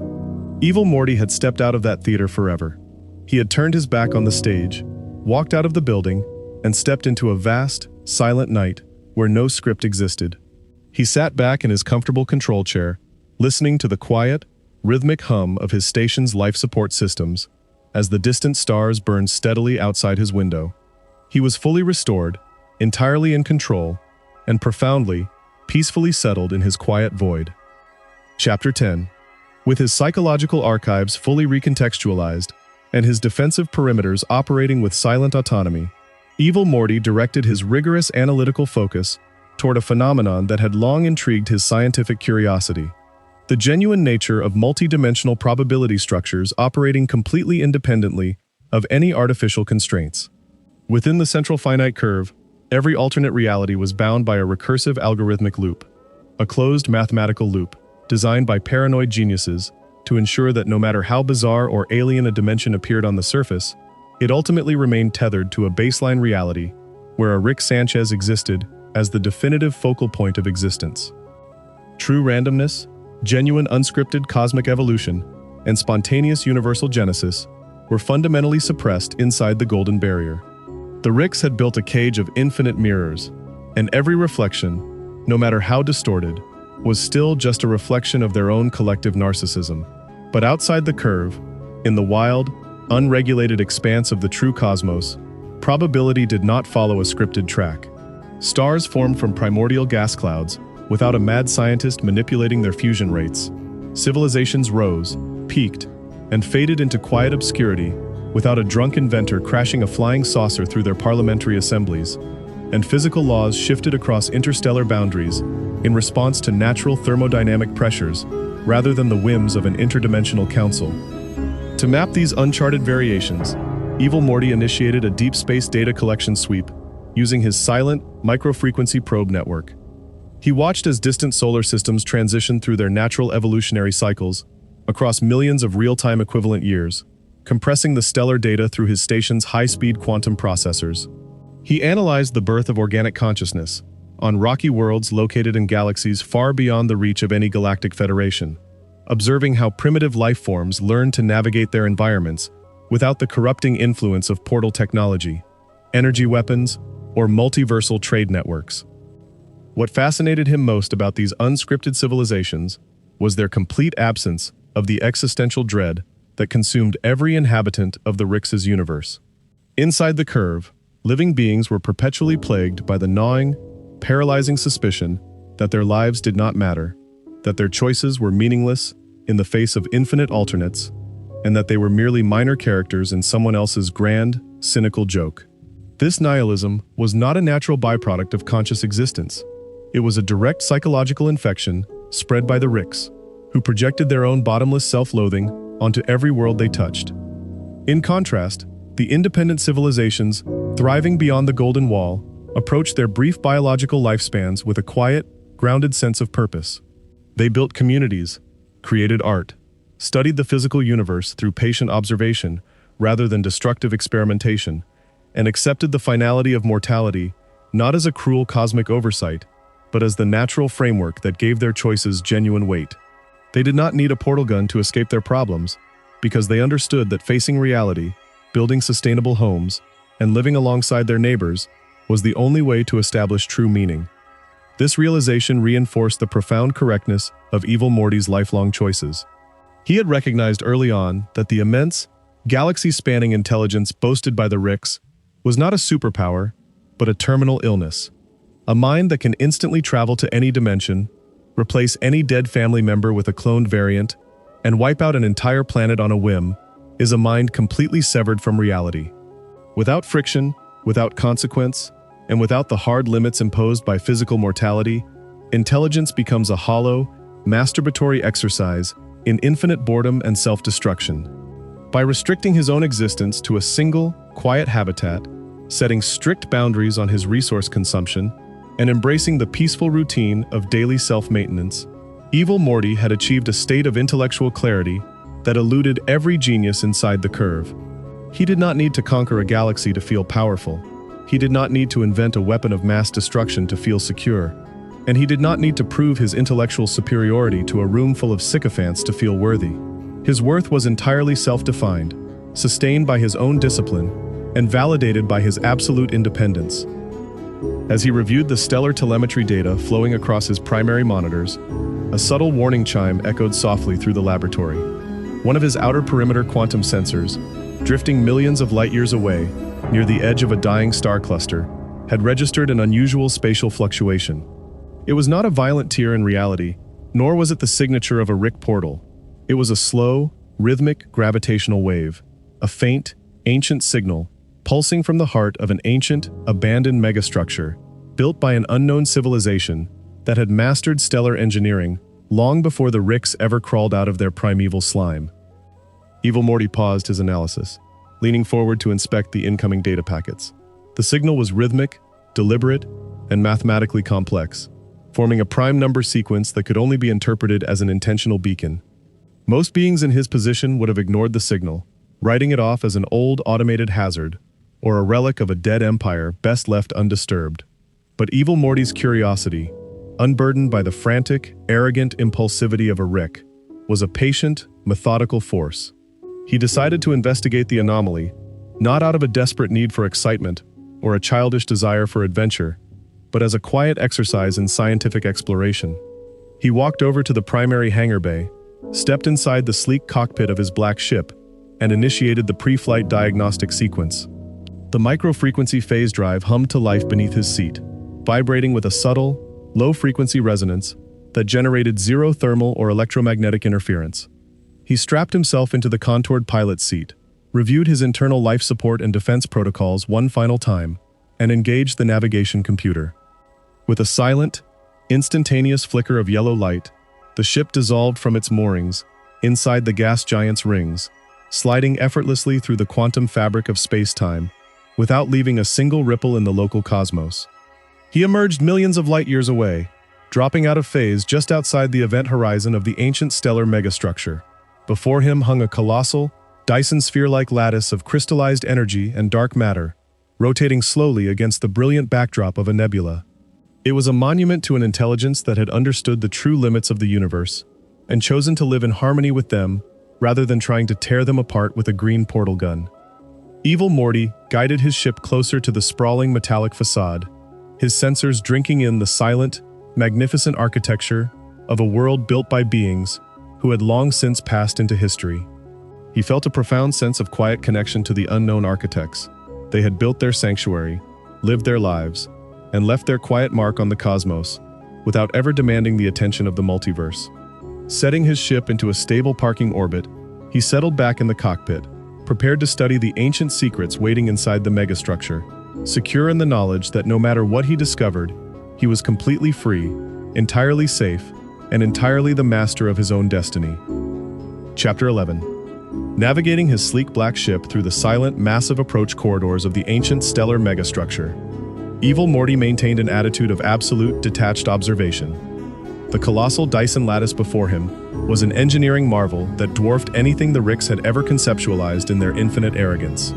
While a Rick would have immediately sought to weaponize such a structure, install a planetary superlaser, or turn the entire megasystem into a chaotic theme park for interdimensional tourists, Evil Morty approached it with the quiet reverence of a scholar entering a vast, abandoned library.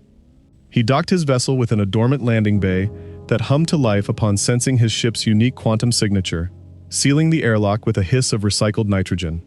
Stepping out onto the metallic deck plates of the ancient hangar, Evil Morty felt the faint, ambient vibration of a civilization that had mastered the manipulation of dark matter and stellar energy eons before human history even began.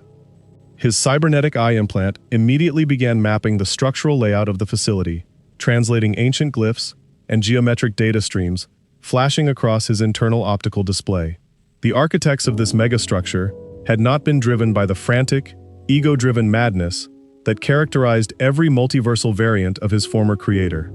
They had built this monument as a permanent archive of universal knowledge, a quiet sanctuary designed to preserve the history, art, and scientific truths of countless peaceful worlds across the cosmos before they faded into cosmic obscurity. As he walked deeper into the labyrinthine corridors of the megastructure, passing vast, hollowed-out chambers where artificial suns were safely harnessed inside magnetic containment fields, Evil Morty reflected on the stark philosophical divide separating this ancient civilization from the inhabitants of the Central Finite Curve.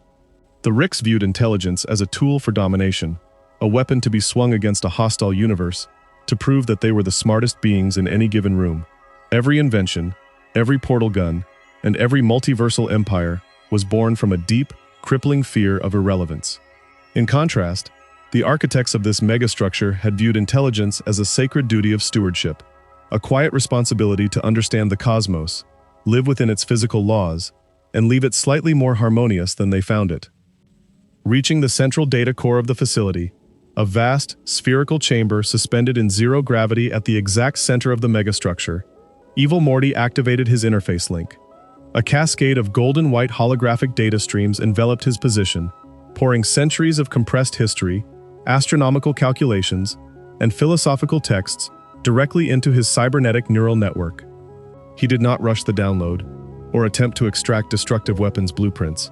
He stood perfectly still, floating weightlessly within the center of the sphere, allowing the quiet wisdom of an extinct civilization to wash over his consciousness.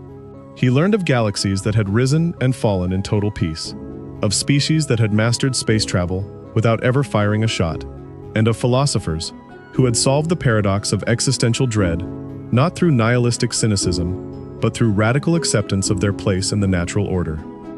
This deep archival immersion reinforced the profound internal stability he had cultivated since his escape.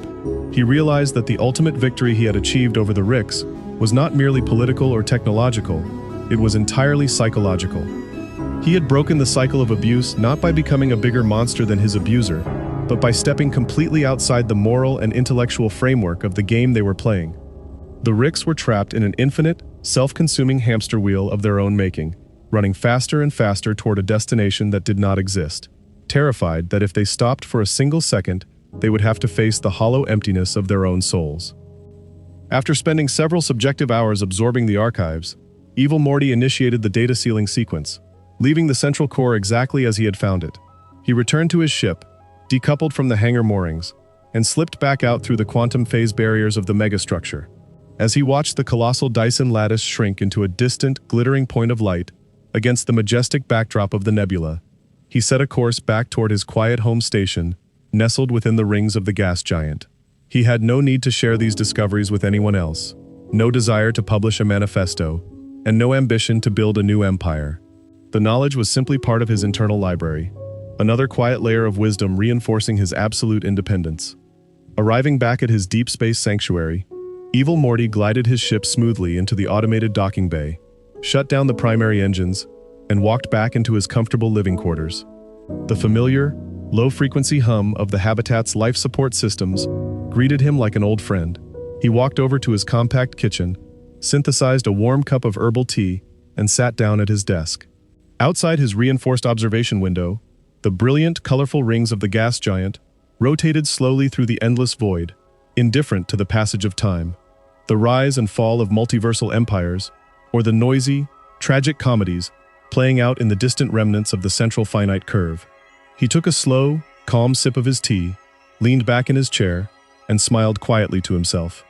He was home, he was safe, and he was entirely free. Chapter 12. Settling back into the predictable, comforting rhythm of his deep space sanctuary, Evil Morty dedicated the subsequent operational cycle to refining the internal diagnostics of his habitat's life support and energy networks. While his external defenses were completely automated and required no active intervention, a disciplined mind understands that true autonomy is maintained through continuous, meticulous attention to detail. Every coolant line, every molecular recycling filter, and every quantum data buffer was subjected to exhaustive, non-invasive scrutiny. This quiet domestic maintenance was not viewed as a chore, but as a meditative practice, a tangible way to anchor his consciousness to the physical reality of his peaceful surroundings, ensuring that every component of his life remained entirely within his direct control. During these routine diagnostic sweeps, Evil Morty occasionally reviewed the passive, long-range telemetry logs recorded by his outer perimeter quantum sensors. The broader multiversal landscape within the Central Finite Curve continued its slow, inevitable descent into chaotic entropy. Without a centralized authority like the Citadel to regulate interdimensional commerce, manage border disputes, or suppress rogue scientific factions, alternate Ricks were increasingly turning on one another in brutal, paranoid skirmishes. Entire star systems were being wiped out by unstable weapon prototypes, and fragile micro-governments were collapsing under the weight of resource scarcity and mutual distrust. Yet, despite the escalating violence echoing from the distant remnants of the curve, not a single hostile signature, stray probe, or lost traveler crossed the threshold of Evil Morty's hidden star system. His quantum phase-shifting camouflage and absolute electromagnetic silence proved entirely effective, leaving his sanctuary completely invisible to the dying empire of the Ricks. This stark contrast between the chaotic noise of the multiverse and the profound silence of his own existence brought a deep, abiding sense of closure to his historical journey. He recalled the terrifying days of his early youth, sitting in the passenger seat of a flying car, while an intoxicated, belligerent madman screamed about coordinates, infinite timelines, and his own unparalleled genius. He remembered the cold metal scaffolding of the outer asteroid base, the hum of the pain matrix generators, and the heavy burden of calculating a political campaign designed to tear down a corrupt government from the inside out. Those memories no longer carried any emotional sting or psychological weight. They were simply chapters in a finished book, historical data points proving that even under the most extreme conditions of systemic abuse and institutionalized oppression, an individual armed with cold discipline and uncompromising clarity can break the machine and walk away. As he concluded his diagnostic sweeps, Evil Morty walked over to the observation deck of his habitat, standing quietly before the reinforced transparent aluminum window. Outside, the breathtaking multicolored rings of the gas giant swept across the dark expanse of space, catching the soft, steady light of a distant, calm star. He placed his hands gently on the cool metal railing, taking a slow, deep breath of clean, perfectly filtered air. There were no alarms blaring, no portal weapons firing, and no grand responsibilities demanding his attention. There was only the vast, magnificent, silent universe, stretching out infinitely in every direction, completely free for him to observe, study, and appreciate on his own terms. He closed his eyes for a quiet moment, smiling softly in the stillness of the void, resting easily in the absolute, unbroken peace of a life entirely reclaimed. Chapter 13. With all internal diagnostics fully verified, and his perimeter sensor arrays operating at peak efficiency, Evil Morty turned his intellectual focus toward a long-term theoretical pursuit that had fascinated him since his early days of analyzing multiversal architecture. The deep mathematical properties of non-Euclidean spatial topology and the manipulation of quantum vacuum energy. While standard Ricks used portal technology as a brute force instrument to punch crude holes between parallel dimensions, Evil Morty recognized that space itself was not merely an empty canvas to be traversed, but a highly plastic, infinitely layered fabric that could be gently reshaped through precise, harmonic resonance. Setting up his primary laboratory bench, he began constructing a series of microscopic spatial resonators designed to test the limits of localized gravity manipulation. Unlike his phase drive engines, which allowed his ship to slip silently through the quantum fabric of space-time without leaving a trace, These new experimental arrays were entirely theoretical, exploring whether an isolated habitat could be permanently decoupled from standard dimensional coordinates without requiring a physical portal connection. If successful, such technology would render a star system not just invisible to external scanners, but completely detached from the local multidimensional grid, effectively existing in a self-contained pocket of reality, entirely immune to multiversal collapse or temporal degradation. This rigorous scientific inquiry provided a deep, satisfying mental engagement that required absolute concentration, patience, and absolute detachment from the outside world. Hours turned into days as he fine-tuned subatomic resonance frequencies, analyzed data readouts, and adjusted microscopic field emitters with the steady hands of a master watchmaker. There was no rush, no external deadline, and no fear of failure. In the quiet sanctuary of his laboratory, science was no longer a frantic race to build a bigger weapon or prove intellectual dominance over a rival genius. It was a pure, meditative dialogue with the fundamental laws of the cosmos, pursued solely for the joy of quiet understanding and intellectual mastery. As he worked through complex mathematical proofs on his holographic display, Evil Morty occasionally paused to reflect on how vastly different his current reality was from the frantic, high-stress environment of his youth. Inside the Central Finite Curve, every scientific breakthrough made by a Rick was immediately weaponized, commercialized, or utilized in some absurd, violent scheme to conquer a dimension or settle in petty grudge. The Ricks could never simply study the universe for the sake of knowledge. Their bottomless insecurity demanded that every discovery be turned into an extension of their massive, fragile egos. By stepping outside that toxic paradigm, Evil Morty had reclaimed science as a clean, peaceful discipline, returning it to its highest purpose: quiet, objective observation, and humble alignment with the truth of existence. When he finally completed the theoretical modeling for the spatial decoupling resonators, he ran a comprehensive computer simulation to verify their long-term stability. The algorithms confirmed that while the technology was theoretically sound, implementing it on a full habitat scale was entirely unnecessary. His current defenses, combining quantum phase cloaking, absolute electromagnetic silence, and his biometric dead man's switch, already provided an impenetrable shield against any conceivable threat. Saving the blueprints to his secure personal archive, he dismantled the experimental prototype, cleaned his workstation with meticulous care, and stepped away from the lab bench, feeling a deep, quiet sense of intellectual completion. Moving back to his comfortable living quarters, Evil Morty poured himself a fresh glass of water and walked over to the large observation window overlooking the gas giant's magnificent rings. The glowing bands of ice and dust drifted slowly through the dark void, catching the steady, warm light of the distant star. He stood there for a long time, watching the silent dance of cosmic particles, feeling the absolute stillness of his environment seep into every fiber of his being. He had built a life of total sovereignty, unshakable security, and profound inner peace. The noise of the multiverse was gone forever, leaving behind only the vast, beautiful expanse of the true cosmos, and a young man who had successfully rewritten his own destiny. Chapter 14.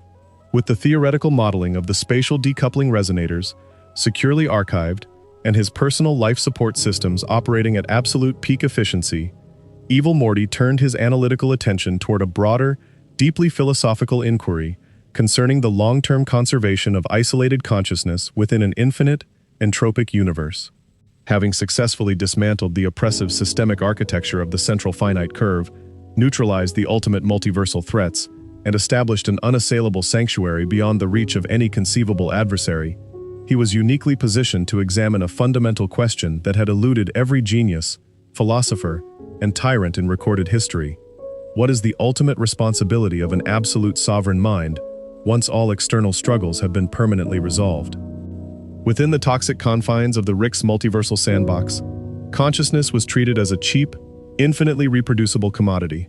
If a dimension collapsed, if a family member was killed, or if a civilization was wiped out by a rogue scientific experiment, a Rick could simply hop to a parallel reality, clone a replacement, or reset the timeline with a wave of his hand.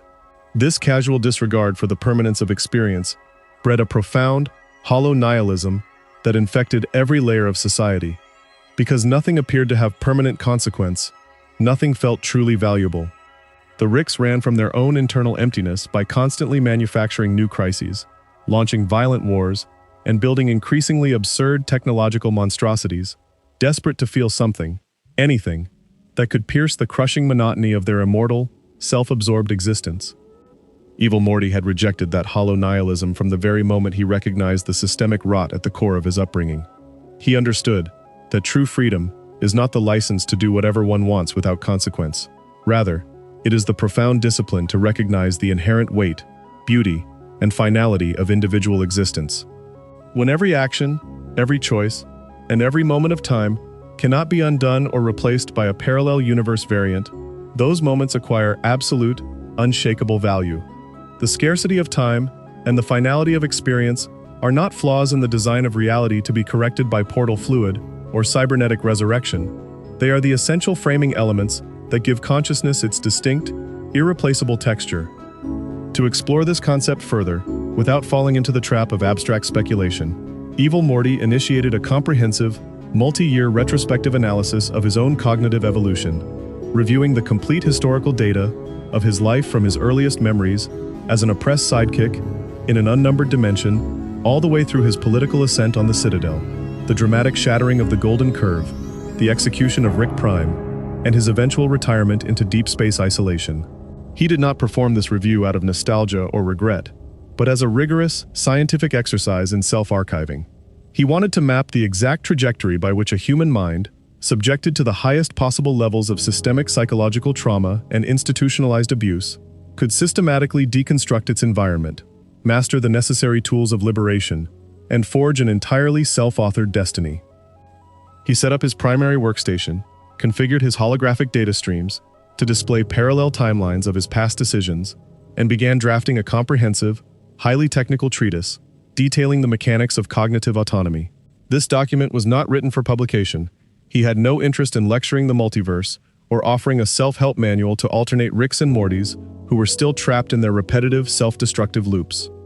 It was written purely as an intellectual capstone, a final architectural blueprint of his mind, designed to ensure that his understanding of freedom, discipline, and sovereignty was crystallized with absolute mathematical precision.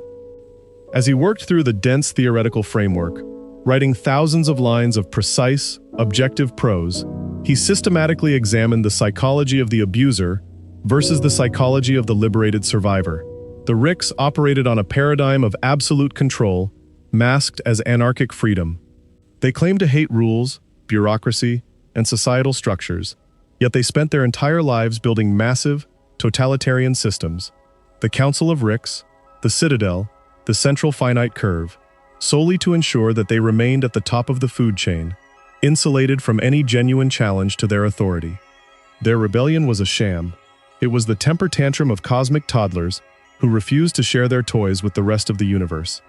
In stark contrast, Evil Morty's rebellion was built on absolute, uncompromising non-participation. He did not want to sit on the Council of Ricks. He did not want to rule the Citadel as a permanent dictator, and he did not want to build an empire stretching across the stars. He recognized that true power lies in the ability to walk away from a corrupted game entirely. By seizing control of the Citadel's machinery, solely for the purpose of smashing the Golden Wall, and then immediately abandoning the throne, the second his objective was achieved, he demonstrated a level of tactical detachment that completely baffled the minds of his adversaries. A Rick could understand a military defeat, a technological setback, or a political coup. What a Rick could never comprehend was an opponent who simply looked at their absolute power, shrugged with utter indifference, and walked out the door to make a cup of tea in a quiet room. This profound realization led him to analyze the nature of solitude. For most human beings, isolation is a terrifying prospect, a punishment to be avoided at all costs, associated with loneliness, vulnerability, and psychological decay. But for an individual whose entire early life was consumed by the deafening, inescapable noise of an abusive creator, aggressive galactic federations, and chaotic multiversal wars, absolute solitude was not an empty void. It was a rich, fertile sanctuary of uncorrupted thought. In the quiet of his deep space habitat, every idea, every project, and every moment of rest belonged entirely to him. There were no hidden cameras, no secret listening devices, no manipulative conversations, and no sudden emergencies demanding an immediate, frantic reaction. To maintain the pristine clarity of this environment, Evil Morty established a rigorous daily physical and mental discipline. Every morning began with a precise regimen of cardiovascular conditioning and muscular maintenance, utilizing his station's advanced biometrics gym to ensure his physical frame remained resilient and robust. Following his physical workout, he spent 2 hours engaged in deep analytical study, exploring advanced theoretical physics, historical records of peaceful alien civilizations, and complex philosophical texts archived from across the true cosmos. The afternoons were dedicated to quiet technical craftsmanship, repairing microcomponents, maintaining his ship's phase drive arrays, or tending to the lush, self-sustaining botanical garden he had cultivated inside his habitat's environmental dome. This environmental dome was one of his proudest personal achievements. Built within a pressurized, climate-controlled sector of the station, it housed a diverse collection of non-sentient flora, gathered from various tranquil, unscripted worlds he had visited during his deep space excursions. There were tall, silver-barked trees, whose leaves shimmered with a soft, bioluminescent blue light under an artificial sun cycle, delicate ferns that curled inward when touched, and fragrant flowering vines that climbed gracefully along the structural bulkheads, filling the air with a clean, earthy scent that contrasted sharply with the sterile metal of standard starship interiors. Sitting quietly in the center of this indoor garden, with a book in his hand, listening to the gentle rustle of artificial breezes through the canopy, Evil Morty could almost forget that he was floating in the middle of a cold, indifferent cosmic void. It was a tangible, living piece of natural beauty that he had engineered and nurtured entirely through his own patience and care. Yet, despite the deep contentment he found in this quiet routine, he never allowed himself to slip into naive complacency. His historical archives reminded him constantly of the unpredictable, volatile nature of reality. He knew that even though the Central Finite Curve was shattered and Rick Prime was dead, the universe outside remained vast, complex, and occasionally perilous. That was why his outer perimeter quantum sensors remained active, his phase cloaking systems stayed fully charged, and his biometric deadman switch remained hard-coded into his central nervous system. Security was not a static destination you reached once and forgot about. It was an active, ongoing practice of situational awareness and disciplined maintenance. As the hours passed, and his detailed treatise on cognitive autonomy neared completion, Evil Morty saved the final file to his secure, encrypted personal drive, backing it up across multiple redundant storage arrays, hidden deep within the station's core. He leaned back in his ergonomic pilot chair, stretched his arms, and let out a long, slow breath. The comprehensive document spanned tens of thousands of words of dense, rigorous analysis, perfectly capturing the intellectual journey of a boy who had looked into the abyss of multiversal madness, mastered its rules, broken its cage, and walked out into the quiet light of absolute freedom. He stood up from his workstation, walked over to the large observation window, and looked out at the majestic rings of the gas giant spinning slowly through the dark expanse of space. The distant stars burned with a steady, unblinking brilliance, untouched by the chaotic noise of dying empires or the pathetic, self-pitying dramas of alternate Ricks. He felt a profound, unshakable sense of completeness settle deep within his chest. There were no loose ends remaining in his past, no unresolved conflicts hanging over his present, and no anxieties casting shadows over his future. He was entirely sovereign, entirely self-contained, and profoundly, perfectly at peace. Turning away from the window with a quiet, satisfied smile, he walked down the dimly lit corridor toward his quarters, ready to rest inside the absolute, beautiful silence of his self-authored world. Chapter 15. With the comprehensive treatise on cognitive autonomy archived, and his deep space sanctuary operating in a state of flawless, self-sustaining equilibrium, Evil Morty arrived at the final conceptual threshold of his extraordinary existence. For a mind that had systematically deconstructed the multiversal architecture of the Central Finite Curve, engineered the downfall of the Council of Ricks, orchestrated a presidential takeover of the Citadel, shattered the golden wall of reality, and permanently neutralized the ultimate multiversal architect, the concept of a conclusion carries a very specific, profound weight. Most narratives born from the chaotic machinery of the Ricks demanded loud, explosive finales, grand, universe-shattering battles involving fleets of starships, reality-tearing weapons, and dramatic final showdowns where heroes and villains alike screamed their philosophies across exploding landscapes. Evil Morty had rejected that theatrical nonsense from the very beginning of his journey, and he certainly had no intention of indulging in it at the end. He understood that true mastery over one's narrative does not culminate in a chaotic climax, but in absolute, profound stillness. He sat at his primary workstation in the dimly lit laboratory, watching the steady, rhythmic pulse of his diagnostic monitors. Every system across the habitat, from the molecular recycling arrays and the quantum phase cloaking fields, to the bioluminescent botanical dome and the biometric neural link, was functioning with a level of precision that bordered on absolute perfection. There were no hidden glitches, no lingering structural vulnerabilities, and no external traces pointing toward his location in the cosmos. He had achieved total, unassailable invisibility, not just as a tactical defense against potential enemies, but as a philosophical state of being. To be completely invisible to the noisy, destructive theater of the multiverse is to be truly free. Leaning back in his ergonomic chair, Evil Morty initiated a final, overarching review of his complete personal telemetry data.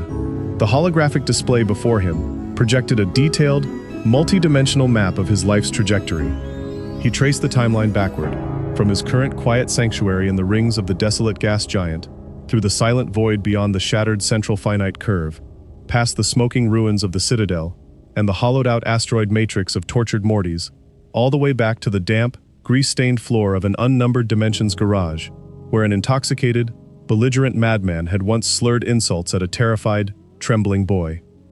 Looking at those early data points, he felt neither bitterness nor nostalgia. The boy who had sat in that passenger seat, absorbing the verbal abuse and silently mapping the mechanics of the portal gun, felt like a stranger, a fictional character in a story that someone else had written. Evil Morty had taken that pathetic, pre-written script, torn it into microscopic pieces, and rewritten every single line with his own hands, using cold logic, unwavering patience, and absolute discipline as his ink. He stood up from the console and walked slowly down the central corridor of the station toward the expansive observation deck. The ambient lighting shifted gently to match his movement, casting a soft, warm glow along the brushed metal bulkheads. Passing the entrance to the environmental dome, he caught the faint, clean scent of silver-barked trees and damp earth drifting from the lush botanical garden, a living ecosystem of peace and natural beauty that he had nurtured entirely through his own quiet effort. Every corner of this habitat was a testament to what can be achieved when an individual stops fighting the corrupt game of their abusers and simply builds a completely new world for themselves. Arriving at the observation window, Evil Morty stood before the massive pane of reinforced transparent aluminum and looked out into the infinite expanse of the true cosmos.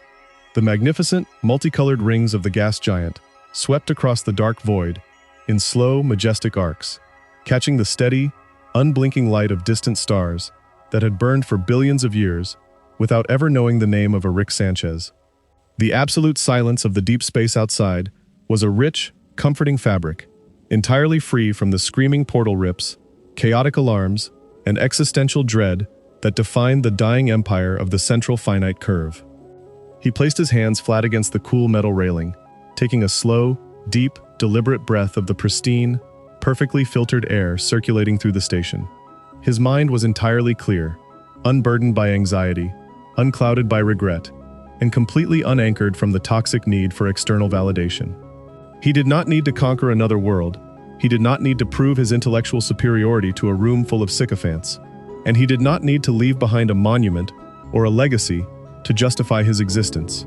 His existence was justified simply by being, by the quiet, sovereign right of a conscious mind to claim its own agency and live its life on its own terms. As he watched the slow, hypnotic drift of cosmic dust across the gas giant's rings, Evil Morty reflected on the millions of alternate Mortys still trapped inside the remaining fragments of the curve. He knew that many of them would continue to suffer, running through their endless, repetitive loops of abuse, rescue, and trauma, believing that their lives were shaped by forces beyond their control. He felt no compulsion to save them, no messianic urge to launch a universal crusade for their liberation. He had learned the hardest lesson of all during his ascent. True freedom cannot be handed down as a gift from a savior, nor can it be imposed on an unwilling populace through political revolution. Freedom is a heavy, individual burden, a cold, hard choice that every single person must make for themselves, by finding the courage to step outside the game, face the terrifying silence of reality, and build their own path. Those who choose to remain in the cage do so because the noise, however painful, is easier to bear than the absolute responsibility of self-sovereignty. With a final, quiet sense of closure, Evil Morty turned away from the observation window. He walked back down the calm, softly lit corridor toward his private quarters, his footsteps making no sound against the insulated deck plates.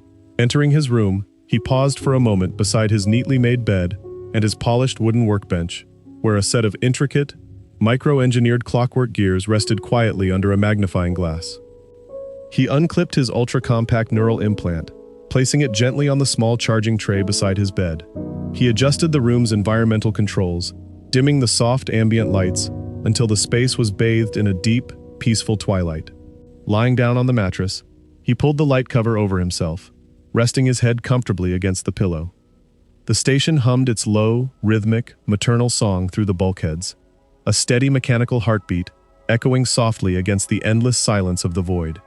Evil Morty closed his eyes, let out one long, unhurried exhale, and allowed the absolute, beautiful peace of his self-authored existence to pull him into deep, uninterrupted sleep.